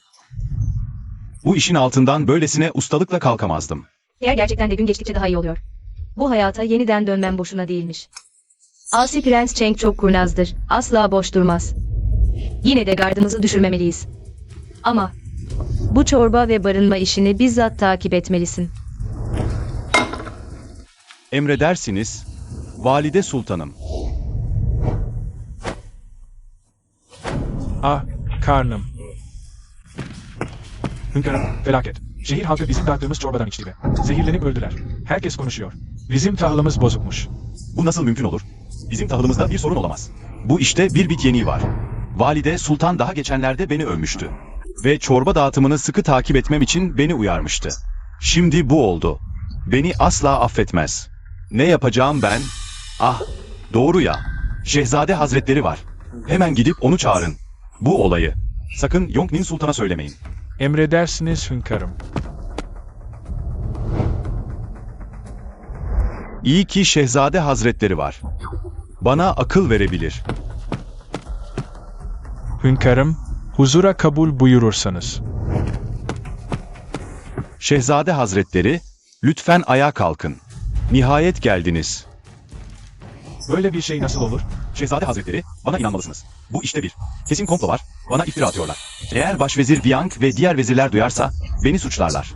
Şehzade, bana yalnız siz yardım edebilirsiniz. Şehzade, gidip araştırın, kim çıkarsa çıksın. Arkanızda ben duracağım. Madem öyle, bu ihtiyar kulunuz emrinize amadedir. Harika. Katili hemen bulup benim. Üzerimdeki şu lekeyi kaldırın. Bu küçük padişah gerçekten de akılsızın teki. Perde arkasındaki asıl suçlu olan benden, bu işi bizzat araştırmamı istedi. Suçu Başvezir Liang'ın vezirlerine atmak için fırsat.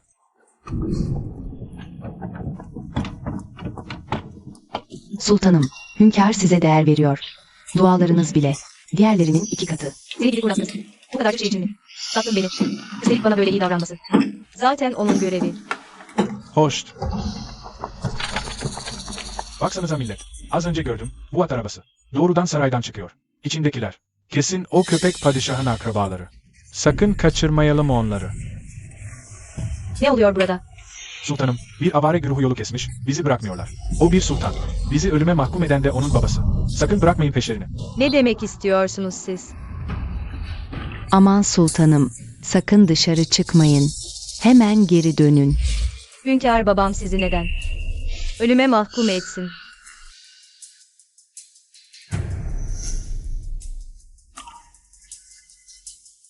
O zaman şu Zahire ambarını boşuna mı açtırdı? Bu ne cüret? Bu kadar büyük bir olay yaşanmış. Ama sarayda kimse bana tek laf etmedi. Yüncağım, hayır duası için getirdiğim eşyaları. Alıp herkese dağıt. Baş üstüne.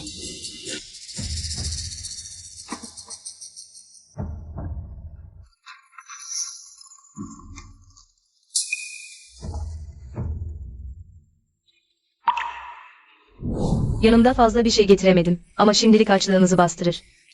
Emin olun bu meseleyi öğrendim. Saraya dönünce. Mutlaka hünkâr babama bildirip olan bitenin hesabını sordurtacağım. Size bir izahat vereceğim. Sana neden güvenelim? Herkes biliyor ki hünkârımız. Bizim gibi serserilerin yaşayıp yaşamadığını umursamıyor. Aynen öyle. Babam alçaklara uydu. Gerçekten sizi kabul etmek istemeseydi. Ambarları açtırıp size yardım etmek için neden uğraşsın? Ben de daha 7 yaşında bir çocuğum. Sizi kandırmak için bir sebebim yok. Lütfen bana güvenin. Pekala, sana bir şans daha veriyoruz. Ama yardım edemezsen, saraya kadar dayanmaktan da çekinmeyiz. Mabede gitmiyoruz. Geri dönüp saraya dönüyoruz. Peki. Sana budala mı desem, yoksa aptal mı? Bu kadar büyük bir işi. Bana hiç sormadan Asi Prens Cheng'i araştırmaya göndermişsin. Öfkelenmeyin Valide Sultanım. Oğlunuz olarak işi beceremediğim için beni azarlamanızdan korktum. Bu yüzden size söylemeye cesaret edemedim. Olan oldu bir kere. Seni suçlamanın artık faydası yok. Şu an en önemli şey bir çözüm yolu bulmak. Sen divanda vezirleri oyala. Geri kalanını bana bırak. Peki, Mutfak dairesine git ve bizzat başında durup yeni bir kazan çorba yaptır. Ben, bu sultan, mültecilere kendi ellerimle çorba dağıtacağım. Hemen gidiyorum.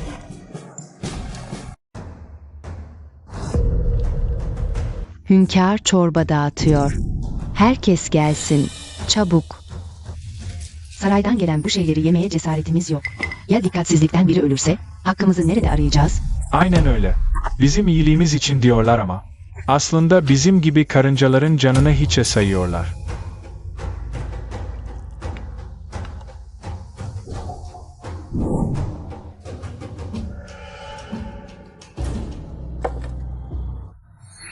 Millet, ben Yüce Hünkar'ın en küçük kızı Sultan Yongning.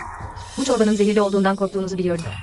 Ama bu sultan da çorbayı içti ve sapasağlam. Bu da çorbanın zehirsiz olduğunu kanıtlıyor işte. Geçen sefer sizi hünkâra karşı düşman etmek isteyen alçakların işiydi. Hünkârımız tebasını evladı gibi sever ve asla tek bir vatandaşından bile vazgeçmez. İşte çorba önünüzde. Yoksa açlıktan gebermeyi mi tercih edersiniz?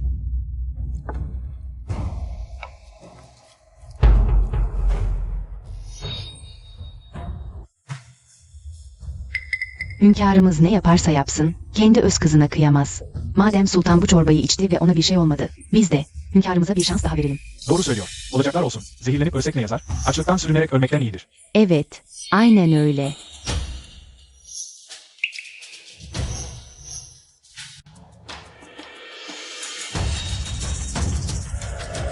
Sultanım, dağıttığınız çorbalar bitti. Getirdiğimiz meyveleri de herkese dağıttık. O aşkın prensiler. Sultan Yongning'in getirdiği çorbayı içtiler. Hemen gidip bunu Şehzade Hazretlerine bildirmeliyim. Kim var orada? Geçen sefer çorbaya zehir katan alçak bu olmalı. Al burayı, benim mührümü taşıyor. Hemen valideye gidip adamları çağır. Onu mutlaka yakalamalıyım. Sultanım, bir yere gidilecekse bırakın hizmetkarınız gitsin. Nerede bu herif? Nasıl olur da bir anda gözden kaybolur?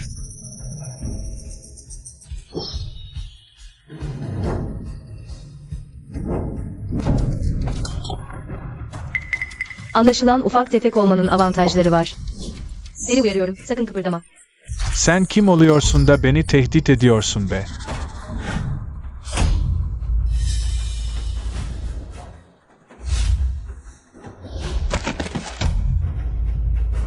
Sen, 7 yaşında bir kız çocuğu. Nasıl olur da bu kadar usta bir kılıç kullanışın olur? Sen beceriksizin tekisin, o kadar. Valide Sultan olarak gençliğimde. Ben de dövüş eğitimi aldım. Şimdi bakınca temel biraz hala duruyormuş. Ama şu beden gerçekten çok güçsüz. Biraz güç kullanır kullanmaz başım dönmeye başladı. Sultanım. Sultanım, iyi misiniz? Bu adamı bağlayın ve götürün. Emredersiniz.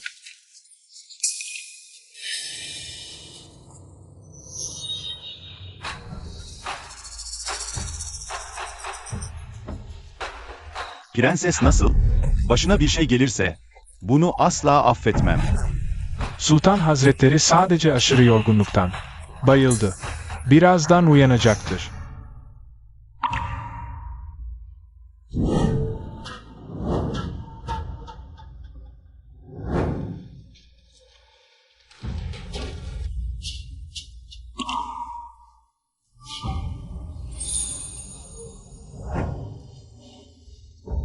Uyandınız.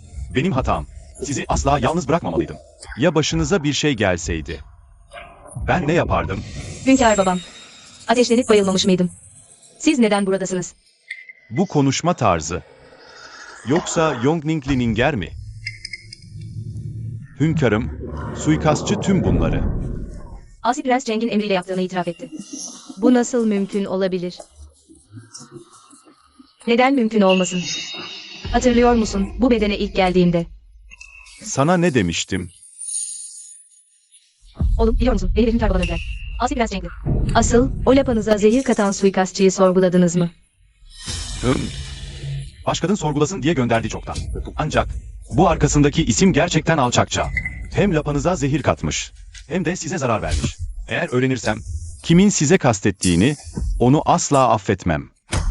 Aslında o kişi bana zarar veremedi. Bu fırsatla Geer, Prens Cheng'i görsün. Buna değer. Valide Sultan, uyandınız. Rahatladım. Canım gelinim, ben iyiyim. Şu suikastçı. Sorgudan bir sonuç çıktı mı? Çabuk söyle. Kim benim halkıma zehir katıp Valide Sultanıma suikast düzenletti?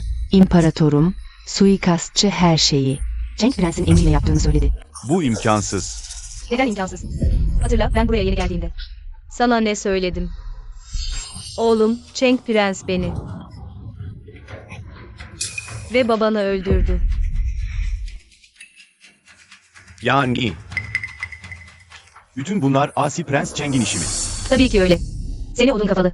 O kocamış herifin. Valide Sultanını bir kez daha öldürmesini mi bekleyecektin inanmak için? Hayır. Ona bir daha size zarar vermesine izin vermeyeceğim. Bunların hepsini onun yaptığına inanamıyorum. Boşu boşuna ona o kadar güvendim. Valide Sultanım, oğlunuz hata etti. O hain tarafından kandırıldım. Saf saf, benim iyiliğim için yaptığını sandım. Bu yüzden de bugün.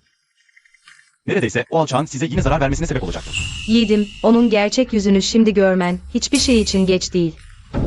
Evet, hünkârım. Nihayet gerçeği gördüğünüze göre Asi Prens Cheng'e karşı koyma şansımız hala var. Hünkârım, Asi Prens geldi. Ne hoş. Tam zamanında geldi. Yiğidim, sen. Valide Sultanım, içiniz rahat olsun. Bundan sonra hünkârınız olarak o koca hıyar tarafından bir daha asla aldatılmayacağım. Hazırlanın. Taht odasına geçiyoruz. Hünkârıma cevaben, soruşturma için. Bana verdiğiniz zehirleme olayıyla ilgili bir ipucu bulduk. Bu işin arkasındaki alçak, divan üyesi Liu'dan başkası değil. Öyle mi? Peki amca, divan üyesi Liu'yu o sefil barakalarında zehri dökerken kendi gözlerinle gördün mü? Kendim şahit olmasam da son birkaç gündür. Adamlarını sık sık o sefil bölgeye gizlice gönderiyordu. Bu işle elbette bir alakası var. Amcam çok doğru söylüyor. Tesadüf ki ben de yemek dağıtırken tam o anda zehri atan adamla karşılaştım. Öyleyse amca bu mantıkla suçlu. Liu'nun adamları olmalı. Değil mi? Ama sorguda adam. Emirleri tam da sizden aldığını itiraf etti. Nasıl olur bu iş? Hünkârım, bu meseleyi derinlemesine araştırmanızı rica ederim. Kesinlikle bu ihtiyarı tuzağa düşürmek için kurulmuş bir tezgahtır. Bakalım şu ikiyüzlü maskenin ardına. Daha ne kadar saklanabileceksin? Biz doğal olarak amcamıza güveniyoruz. Bu yüzden zehirciyi sağ bıraktık ki amcamla bizzat yüzleşsin ve adı aklansın. Getirin. O zehirciyi huzura çıkarın.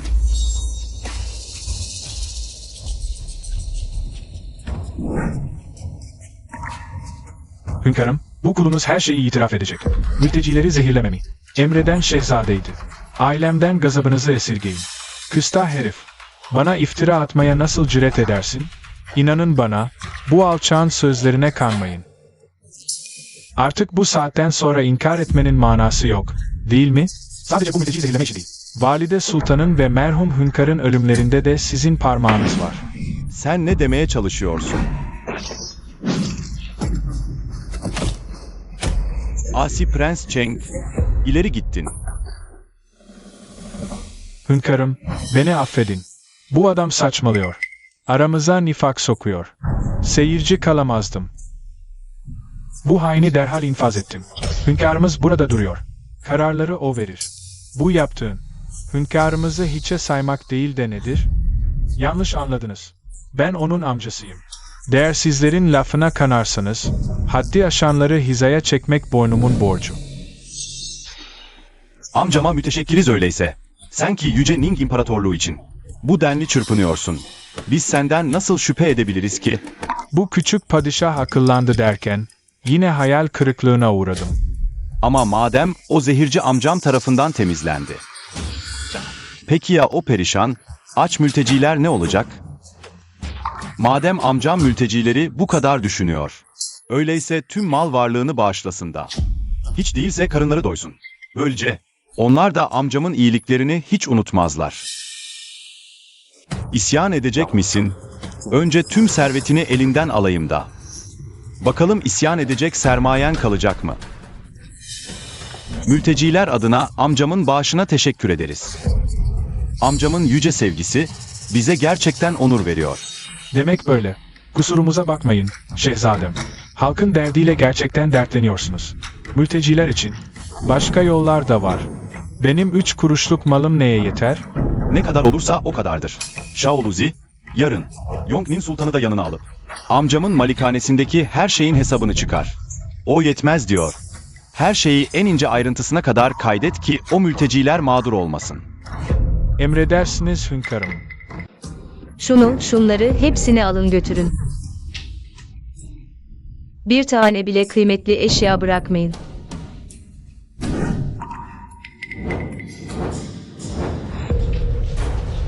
Dokunmayın. Bunlar Şehzade Hazretlerinin yıllardır biriktirdiği vazolar. Bunlar Şehzade Hazretlerinin kıymetli antikaları.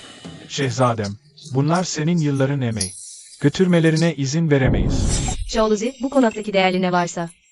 Hepsini topladık mı? Sultanım, her köşeyi didik didik aradık. Mahzenlere kadar baktık. Para edecek her şeyi. Alıp götürdük. İşte tapular ve dükkan senetleri.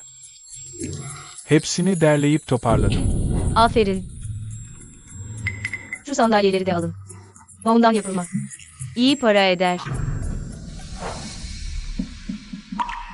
Ve amcacığımın üzerindeki kaftanı da çıkarıp satın. O da bayağı bir getirir.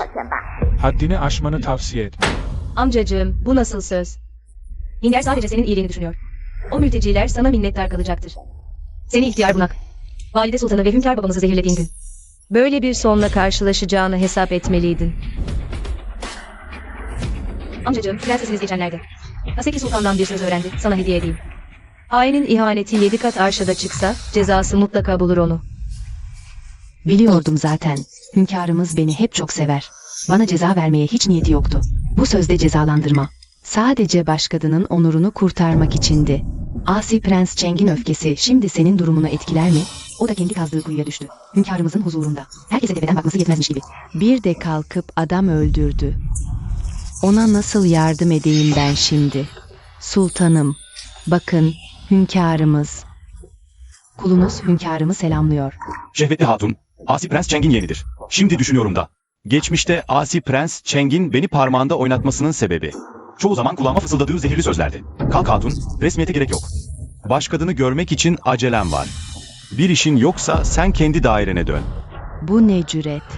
O şerefsiz Bianc Lingyan, tahmin ettiğim gibi haremde kapalı kaldığımda hünkârımı baştan çıkarmış. Bunu asla yanına bırakmayacağım. Şehvetli Hatun Hazretleri, nihayet geri döndünüz. Dayıcığım, işlerin bu kadar karışıkken beni ziyaret etmene şaşırdım. Sadece sizin ev hapsinizin kalktığını haber alır almaz. İlk tebrik eden kişi olmak istedim, sultanım. Bunu düşündükçe deliye dönüyorum. Hünkârım bir zamanlar bana çok değer verirdi. Aradan sadece bir ay geçti. Ama o alçak Bianc Lingyan'a karşı tavırları tamamen değişti. Sultanım, sizin bilmediğiniz bir şey var. Bütün bunların arkasında Prenses Yongning var. O kız gizliden gizliye bir şeyler çeviriyor. Kim bilir hangi büyü yaptı. Hünkârımız onun sözünden dışarı çıkmıyor. Başkadın zaten her zaman Yongning ile işbirliği içindeydi. Hünkârımı başkadına bağlamak için elbette ona yardım edecektir. Demek işin aslı bu. Ben önceden onu, kimsenin yüzüne bakmadığı zavallı bir velet sanırdım. Şimdi anlıyorum ki, o olsa olsa şeytanın ta kendisi.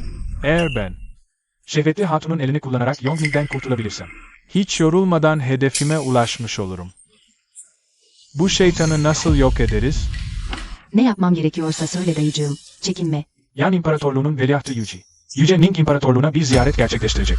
Duyduğuma göre, sıradan diplomatik görüşmelerin yanı sıra, oğluna beşik kertmesi olarak ülkesine götürmek üzere sarayımızdan bir sultan seçmeyi düşünüyormuş. Eğer ki, seçilecek olan o sultan, Yongnin olursa, Kulağa hoş gelen bu beşik kertmesi lafı, aslında, bildiğin rehinedir. Eğer bu Yongning'i Yan İmparatorluğu'na yollayabilirsek, bir daha asla hünkârımı zehirleyemez. Merak etme dayıcığım, bu işi bana bırak. Sana söz veriyorum, bu meseleyi öyle güzel halledeceğim ki, hiçbir pürüz kalmayacak. Yan Veliaht Prensi Yuanqi ve mahiyetindeki elçiler, Yüce Ning İmparatorluğu'nun hünkârına hürmetlerini sunar. Veliaht Prens, hoş geldiniz. Ning diyarı yetenek doludur derlerdi. Buna gerçekten şahit olduk. Bu iki elçi beyefendi bile durmadan methedip duruyor. Yüce Ning hükümdarı, Çin kültürüne hayranım. Bugün buraya Şehzadem Hazretleri ile gelmekteki maksadım. Siz kıymetli şahsiyetlerle biraz hünerlerimizi kıyaslamak istememizdir. Madem elçinin böyle bir arzusu var, o halde biz de sizleri keyfinizce ağırlayıp hoşnut bir şekilde uğurlarız. Rica etsem, hangi alanda kendinizi denemek istersiniz? Çocukluğumdan beri Orta Krallık şiirlerini okurum. Burada bulunan beyler, benimle bir şiir düellosu yapabilir mi acaba? Vezirler bilgilidir ama onlar. Yan elçisiyle şiir yarıştırması kendilerince. Haksız bir zafer sayılır ve gururları incinir. Bu durumda bu valide sultanın ufaklığından başka çare yok. Hünkâr babam. Hinger. Hünkâr babam, kulunuz bu elçiyle ufak bir müsabakaya girmek ister. Çok iyi. Wen Yi, hocasının biricik talebesidir. Bizi asla hayal kırıklığına uğratmayacaktır. Eminiz. Ben, bu sultan.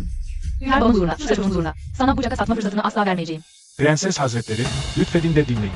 Rushan Dağı'nın gerçek yüzünü bilemem. Yalnızca bu dağın içinde olduğum için.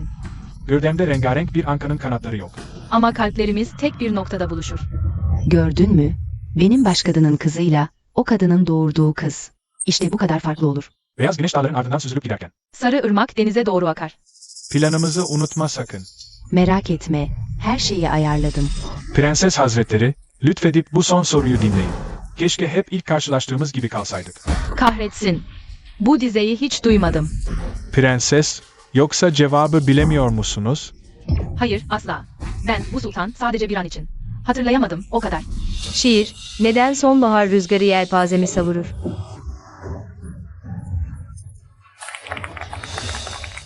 Pes ettim. İki prenses, güzel sözler. Yüce Ning İmparatoru Hazretleri, sultanlarınızın edebi yeteneği eşsiz. İki sultanla okçuluk sanatı üzerine tatlı bir atışma yapmak isterim. Ama ben ok atmayı hiç bilmiyorum ki. Hünkârım, Merak etme, bana bırak. Tüm Yüce Ning İmparatorluğunda. Annem ikinci ise, birinci kimse olamaz.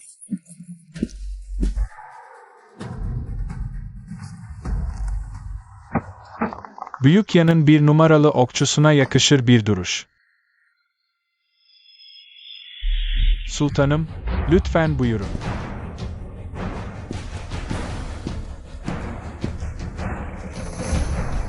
Sultanım, ne duruyorsunuz? Atın okunuzu. Sultanım, çabuk atın. Atın hadi. Çabuk atın. Sultanım, okunuzu gönderin. Wen Yi, geri çekil. Az daha kalpten gidiyordum. Anlaşılan Yüce Ning'in edebiyatı bol. Ama savaş sanatı zayıf. Bizim büyük yanın evlatlar gibi değil. Ki onlar daha beşikteyken ak sırtında büyürler. Wen Yi, edebiyatta ustadır. Okçulukta değil. Madem Veliaht Prens böyle buyurdu. Öyleyse ben de. Hem kalemiyle hem kılıcıyla usta olan Yongnin Sultanı. Veliaht Prens ve elçilere takdim edeyim. Bu küçük kız ne kadar marifetli olabilir ki? Yüce Ning hükümdarı. Bizi kandırmaya kalkışmayın sakın. Uzun zamandır yayıma dokunmamıştım. Ama madem hünkâr babam emretti. O zaman bana eşlik etmenizi rica ederim, hünkâr babam.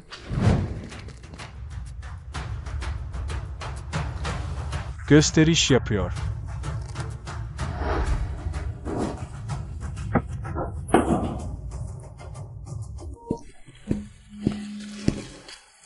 Ne müthiş bir okçuluk. Demek Yüce Ning'in sultanları. Bu kadar yetenekliymiş. Kulunuz hayran kaldı. Elbette. O, benim her şeye kadir valide sultanımdır. Bu imkansız. Wen Yi, elçilerin önünde haddini bil. Gerçekten soluk kesen bir müsabakaydı. Gerçeği saklamayayım, hünkârım. Buraya sadece size saygılarımı sunmak için gelmedim. Sizden bir de ricam olacak. Prens, buyurun lütfen, çekin meseleyi. Nihayet geldi mi? Tuhaf, valide sultan olarak içime birden kötü bir his doğdu. Benim küçük bir oğlum var. Doğduğunda bir üstad. Onun kaderin oğlu olduğunu ve bir kader kızı ile evleneceğini söyledi. Şimdi başkente gelip iki sultanı görünce anladım ki bu yolculuk boşuna değilmiş. Yüce hükümdar, sizden ricam. Bir sultanınızı büyük yana lütfetmeniz. Bu bağ mıymış? Kader kızından söz edeceksek, eğer bizim Yongnin sultanımız bu unvana herkesten çok yakışır. Ne güneybatıdaki sel felaketinde ne de göçmen isyanlarında. Yongnin sultanımızın desteği hiç eksik olmadı. Şu adama bak, her yerde karşıma çıkıyor. İmparator Qin'in gitgide güçlendiğini görüyorum. Beni buralardan göndermeyi planlıyordun. Ning İmparatorluğu'nun başkanı olarak bilmiyordum. Sizin gözünüzde. Yongnin bu kadar güçlüymüş. Prenses Hazretleri, hepimiz yana derin saygı duyarız. Ama ne kız kardeşim ne de ben reşit olduk. Bu Ning İmparatorluğunda reşit olmadan evlendirilen bir sultan görülmemiştir. Elbette bunu düşündüm. Bu yüzden amacım yalnızca prensesi önce yana götürüp sultana layık hürmet göstermek. Böylece prenses yan geleneklerine önceden alışabilir. Asla. Hünkârım, biliyorum. Yongnin Sultan'ı koruyup kolluyorsunuz. Ama Yan İmparatorluğu zengin ve müreffehtir. Prenses orada sıkıntı çekmez. İleride şehzadenin hasekisi bile olur. Lütfen arzusunu kabul edin. Bunun Yuan Cheng'in sinsi bir oyun olduğunu sanıyordum. Asi Prens Cheng ve şehvetli hatun da beni göndermek için uğraşmış. Madem durum bu. Valide Sultan olarak bu oyunu size zehir ederim. Prensesin dediği gibi kaderin seçilmişi benim. İleride Yan'ın Haseki Sultanı olup sınırsız zenginliğe hükmedeceğim.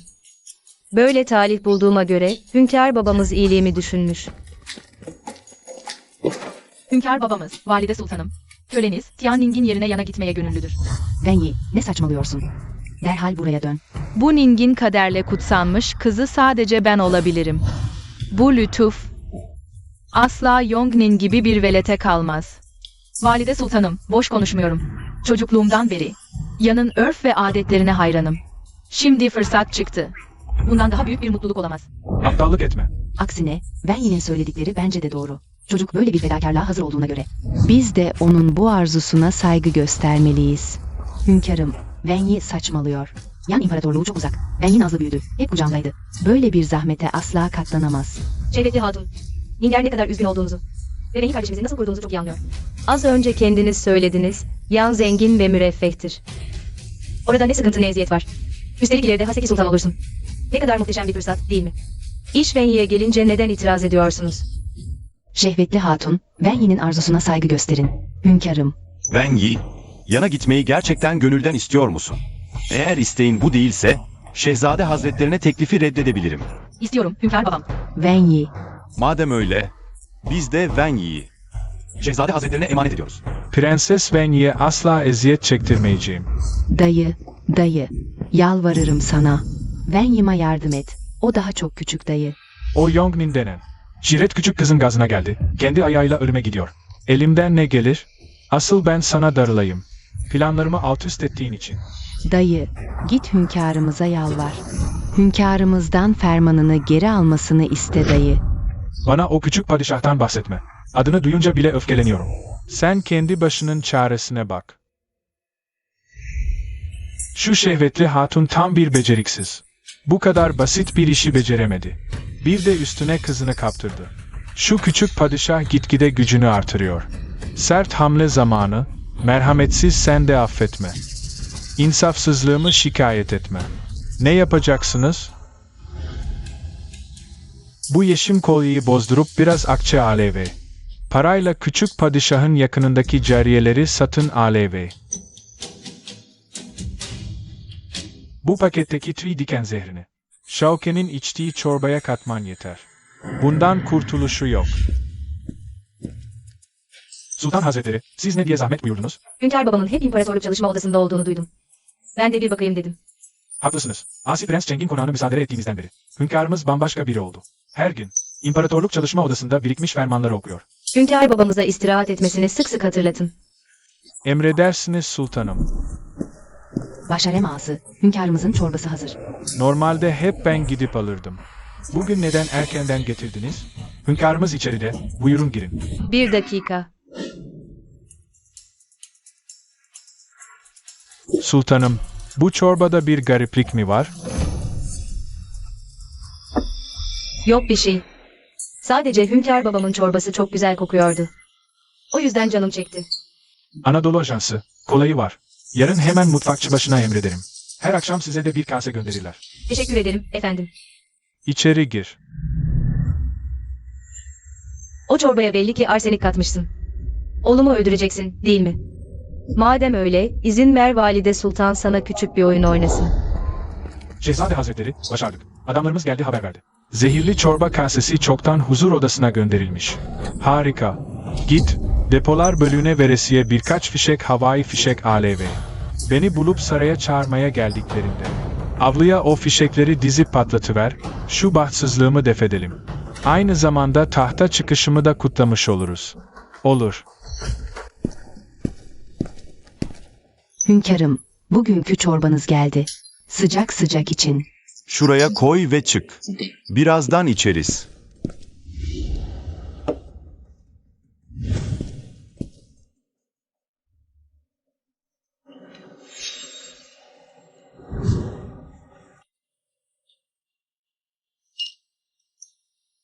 Ker. Valide sultanım, siz burada ne yapıyorsunuz? Son günlerde çok çalıştığını duydum. Bu yüzden özellikle mutfağa girip en sevdiğin mantıyı yaptım sana. Demek öyle. Uzun zamandır elimizden yemek yemedim. O zaman kalkın, hemen Şav Köşkü'ne gidiyoruz. Biz şimdiden sabırsızlanmaya başladık bile. Ama bu mutfakçı başının hazırladığı çorbada boşa gitmesini istemezdim. Duyduğuma göre şehvetli hatun. Veba salgını yüzünden çok üzgünmüş. Dilersen bu çorbayı ona gönderelim. Valide sultanım doğru söylüyor. O zaman oğlunuz hemen Şaoluzi'ye emir versin. Çorbayı ona göndersin. Hatunumu ziyarete geldim. Bugün hünkârımızın emriyle. Özellikle size çorba getirmeye geldim. Bu, mutfakçı başının.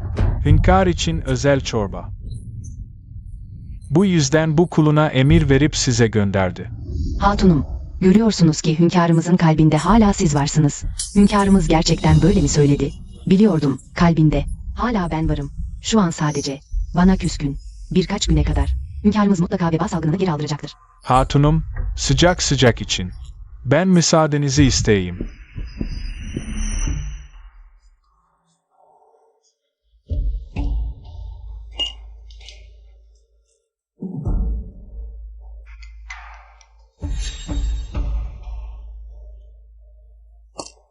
Hünkârımızın hediyesi bile bambaşka.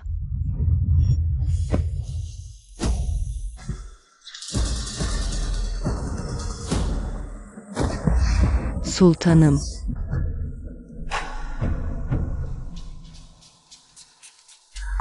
Hünkârım, şehvetli hatun. Dün gece gönderdiğiniz çorbayı içtikten hemen sonra vefat etti. Hekimler kontrol etti ve çorbada yüksek dozda zehir buldu. Ne? O çorba aslında size gönderilmişti, hünkârım. Bir talihsizlik sonucu. Şehvetli hatuna gitmiş. Yongnin sultan olmasaydı, belki de siz. Neyse ki valide sultanım benim hayatımı kurtardı. Ferman buyuruyorum. Dün gece çorbayı getiren cariyeyi derhal sorgulayın. Suçluyu itiraf eder etmez. Onu hemen yakalayın. Emredersiniz hünkârım.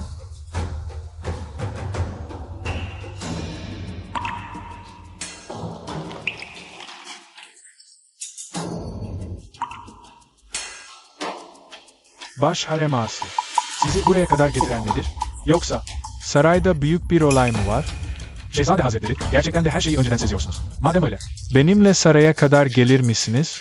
Elbette. Şu fişekleri ateşleyin. Belki de. Bu saraya gidişimden dönüşüm olmaz. Peki. O zaman yol gösterin, sizi takip edeyim.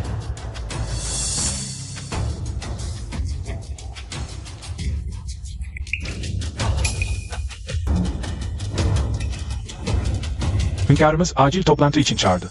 Asi Prens Cheng, saray kıyafeti giymemen bir yana, böyle. Kasıla kasıla taht salonuna çıkmaya nasıl cüret edersin? Hünkârımızı hiçe mi sayıyorsun? Ne olmuş yani? Şauke denen o sarı çıyan. Gözünde saygı duymaya değer mi? Bu nasıl? Ne ihanet? Kurt gibi hırsın var. Evet, hırslı ve kurdum ben. Rahmetli hünkâr babamız öldüğünden beri. Bu tahtı ele geçirmek için planlar yapıyorum. Şauke bir işe yaramaz. Rahmetli hünkâr ve valide sultanın fermanı olmasaydı, bu yüce Ning İmparatorluğunu taşıyabilir mi? Hünkârımız meşru varis. Doğuştan oyun düşkünü olsa da, kalbi temiz ve saftır. Asi Prens Cheng, bu ne hadsizlik. Yeter artık Hyangling. Senin o yüksek makamında oturup ahlak dersi vermenden bıktım usandım. Aslında tek derdin kendi Viang ailesinin çıkarları, yoksa sırf ailenin konumunu güçlendirmek için kendi torununu Şauke ile evlendirmezdin. Tamamen iftira. İftira olup olmadığını çok iyi biliyorsun.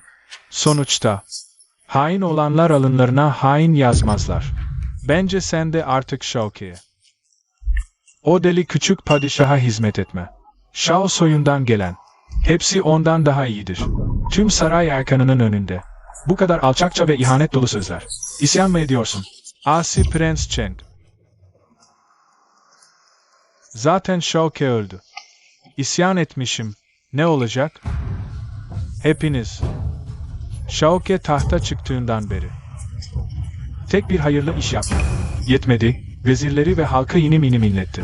Artık o tahta oturmayı nasıl hak edebilir?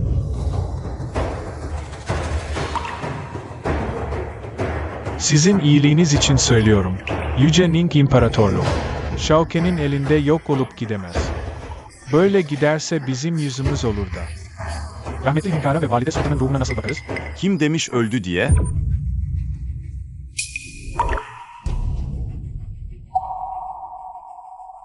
Sen neden hala ölmedin? Sadık kullarım, duydunuz. Asi Prens Cheng'in ihanetini gördünüz. İsyana kalkışıp imparatorluğu bölmek istiyor.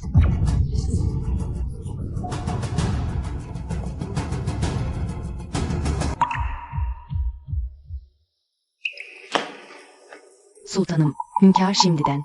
Asi Prens Cheng'i kas salonunda tutuklattı. Asi Prens bu sefer cezasını çekecek. Asi Prens öyle kurnaz ve gözü kara ki asla. Bu kadar kolay pes etmez. Sen şimdi. Ben bir mektup yazacağım. Birini bul, General P'nin ellerine ulaştırsın. General P. Duyduğuma göre yıllardır sınır boylarında konuşlanıp, düşmana karşı nöbet tutar, cesur ve mağlubiyet nedir bilmezmiş. Sultanım, siz General P ile ne zamandan beri tanışıyorsunuz?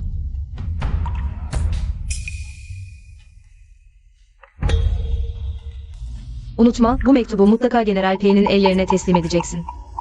Emredersiniz sultanım. Olmaz. Yine de içim rahat etmiyor. Gidip kendi gözlerimle görmeliyim. Madem ölmedin. O halde beni bugün niye saraya çağırdın? Asi Prens Cheng, haddini bil. Cariyeleri zehirletmek için rüşvet verdin. Kabul ediyor musun? Ama öldüremedim işte. Çünkü bana verdiğin o zehirli çorbayı şehvetli hatuna verdim. Hiç beklemezdin değil mi? Bunca zamandır plan kurdun ama kendi ellerinle. Öz yeğeninin canına kıydın. Ne olmuş yani? İdam mı edeceksin beni? Bu Yüce Ning İmparatorluğu zaten benim hakkımdı. Götürün bunu. Derhal infaz edilsin. Şaoke, buraya yalnız gelmeye cesaret ettiğime göre. Hiç arkamda bir plan bırakmadığımı mı sandın? Hünkârım, dinlenme sarayının etrafı tamamen imparatorluk muhafızları tarafından kuşatıldı. Kaybettin, Şaoke. Muhafız komutanını çok önceden satın almış, bu oyunu.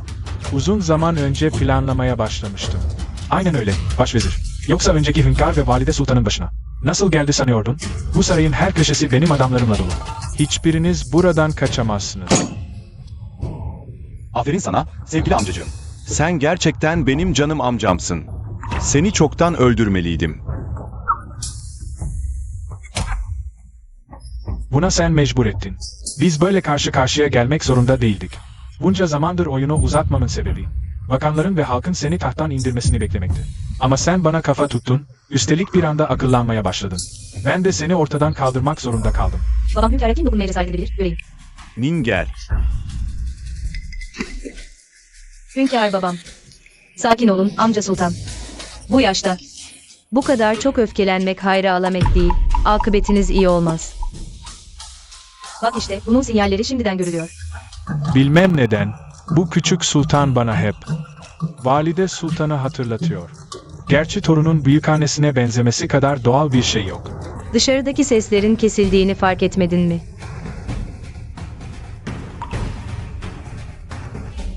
Ne demek istiyorsun?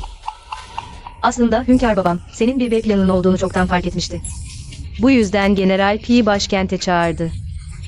Senin adamların şu an çoktan kontrol altına alınmıştır. O işe yaramaz herif. Beni güldürüyorsun. O adamda akıl olsaydı. Yıllardır hırsımı göremedin mi? Yoksa burada bana akılsız mı diyor? Sultanım, söylediklerin doğru mu? General P gerçekten geliyor mu? Eğer bu General P ise kurtulduk demektir. General P, önceki padişah tahta çıktıktan sonra gönüllü olarak sınır boylarına çekilip şehirleri korudu. 10 yıldır başkente dönmemiş olsa da Yüce Ning İmparatorluğu için düşmanları yenen efsanevi savaş tanrısıdır. Yongnin, ağzına geleni söylemekten asla çekinmezsin. General P bu beceriksizliğe zaten kırgındır. Nasıl olur da dönüp onu kurtarır? Üstelik, General P buraya en hızlı 3 saatte varır. Şimdi usulca boyun belki hünkâr babam. Soy aşkına hatrına sana bari bir bütün ceset bırakır.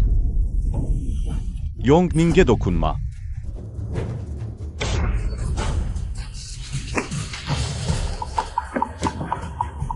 Yongnin, iyi misin?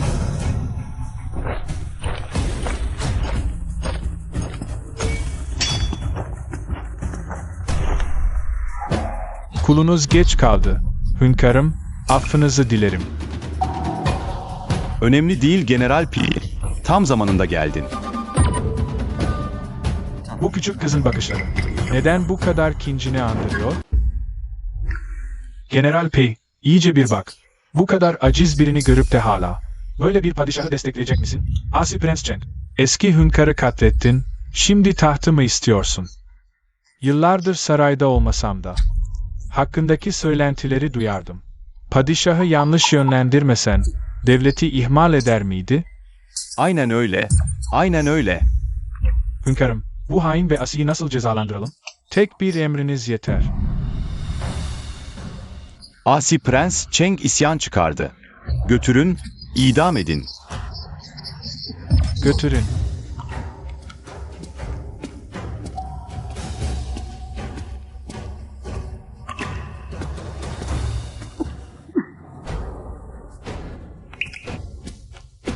Başarmaya bu kadar yaklaşmıştım. Sadece son bir adım kalmıştı. Hepsi senin yüzünden. Seni lanet olası kız. Hangi büyüyü yaptın da? Şauke sana bu kadar itaat etti. Aslında Asi Prens Cheng, sen en başından beri hatalıydın. Beni ve önceki hünkârımızı öldürdün ve kererimi yoldan çıkardın. Şu an yaşadığın bu son kaçınılmazdı. Sen kimsin gerçekten? Sen kesinlikle Yongnin değilsin. Bunca zamandır hala valide sultan olarak kim olduğumu anlamadın mı? Valide Sultan mısın? Demek olay buymuş. Şimdi anlıyorum. Şauke'nin sana bu kadar itaat etmesine hiç şaşırmamalı. Bir dakika. Onun kılıcını kullan.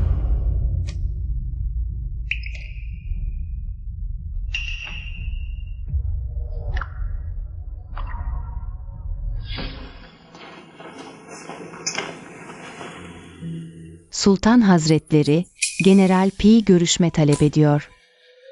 Kaderimdeki insanla er ya da geç yüzleşecektim. İçeri gelsin.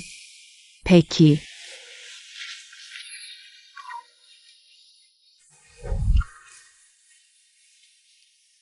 Linjin, sen misin? Benim.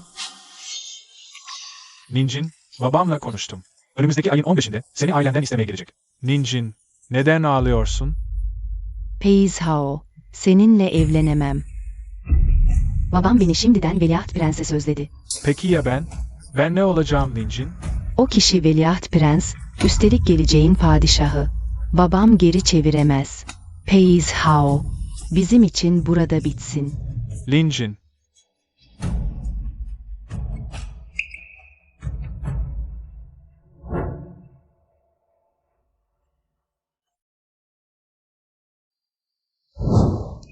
Linjin.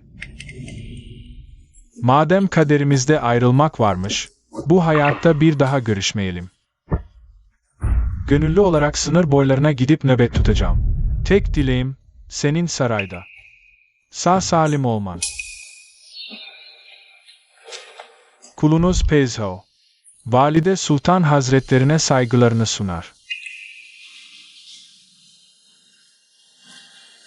General Pi, beni biraz gezdirebilir misin? Saraydan çıkan haberlere göre ben çoktan ölmüştüm. Buna rağmen neden tereddüt etmeden ordunu alıp beni kurtarmaya geldin? Çünkü mektubun altında Wing yazıyordu. Tanıdığım insanlar arasında. Bu ismi taşıyan valide sultanımızdan başka kimse yok. Ben o zamanlar saraya girdikten sonra. Sen de sınır boyları gibi o acımasız ve soğuk diyarlara gittin. General Pi, bunca yıl nasıl dayanabildin? Sınırdaki geceler çok soğuktur. Her gece kendime şunu söylerdim. Sadece alışana kadar. Alışana kadar. İnsan ömrü boyunca hep alışır, soğuğa alışır. Sarayın yalnızlığına alışır. Başkalarına gülümseyerek alışınca geçer der.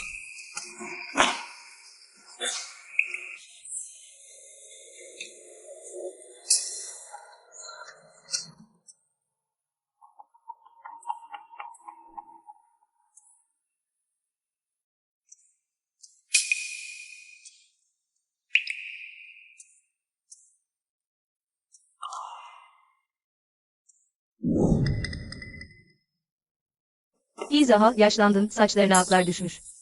Aradan 10 koca yıl geçti. Elbette yaşlanacağım. Asıl siz, sultanım, şimdi gençsiniz ve önünüzde upuzun bir gelecek var. Haklısın. Devleti başvezir ve general yönetiyor. Sarayı da gelinim çeviriyor. Rahatladım.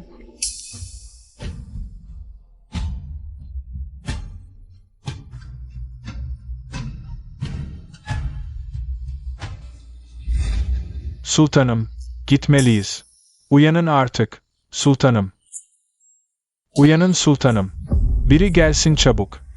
Sultanım, uyanın. Çabuk biri yetişsin. Hünkârım, sultanın nefesi çok zayıf. Korkarım ki. Bu nasıl olur? Hiç mümkün mü bu? Daha dün sapasağlamdı. Saçmalama. Sizi işe yaramaz herifler. Ne zaman böyle bir şey olsa gelir bana bu boş lafları edersiniz.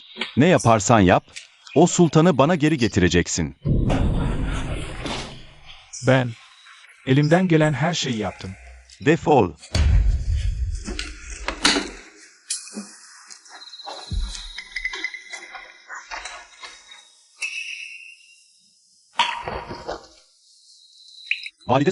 Valide sultanım, uyanın da bana bakın. Oğlunuz günden güne iyiye gidiyor. Daha sizin gözlerinizin önünde. Nasıl bilge bir hükümdar olduğumu görmeyeceksiniz. Böyle giderse bu oğlunuz ne yapar? Hünkârım, üzülmeyin.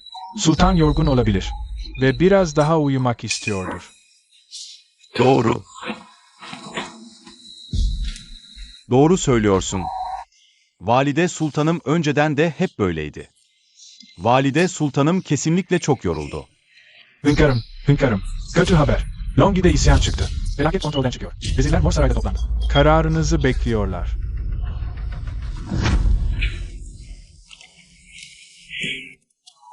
Yine mi isyan? Bu hayırsız evladın valide sultanına dert oldun. Yüzüm bir gün olsun gülmedi. Valide sultanım, uyandınız. Bu ne büyük bir mucize. Siz uyanınca. Oğlunuzun eli ayağı oldu. Ama bu Longi isyanı. Ah, bu çile dolu günler ne zaman bitecek böyle?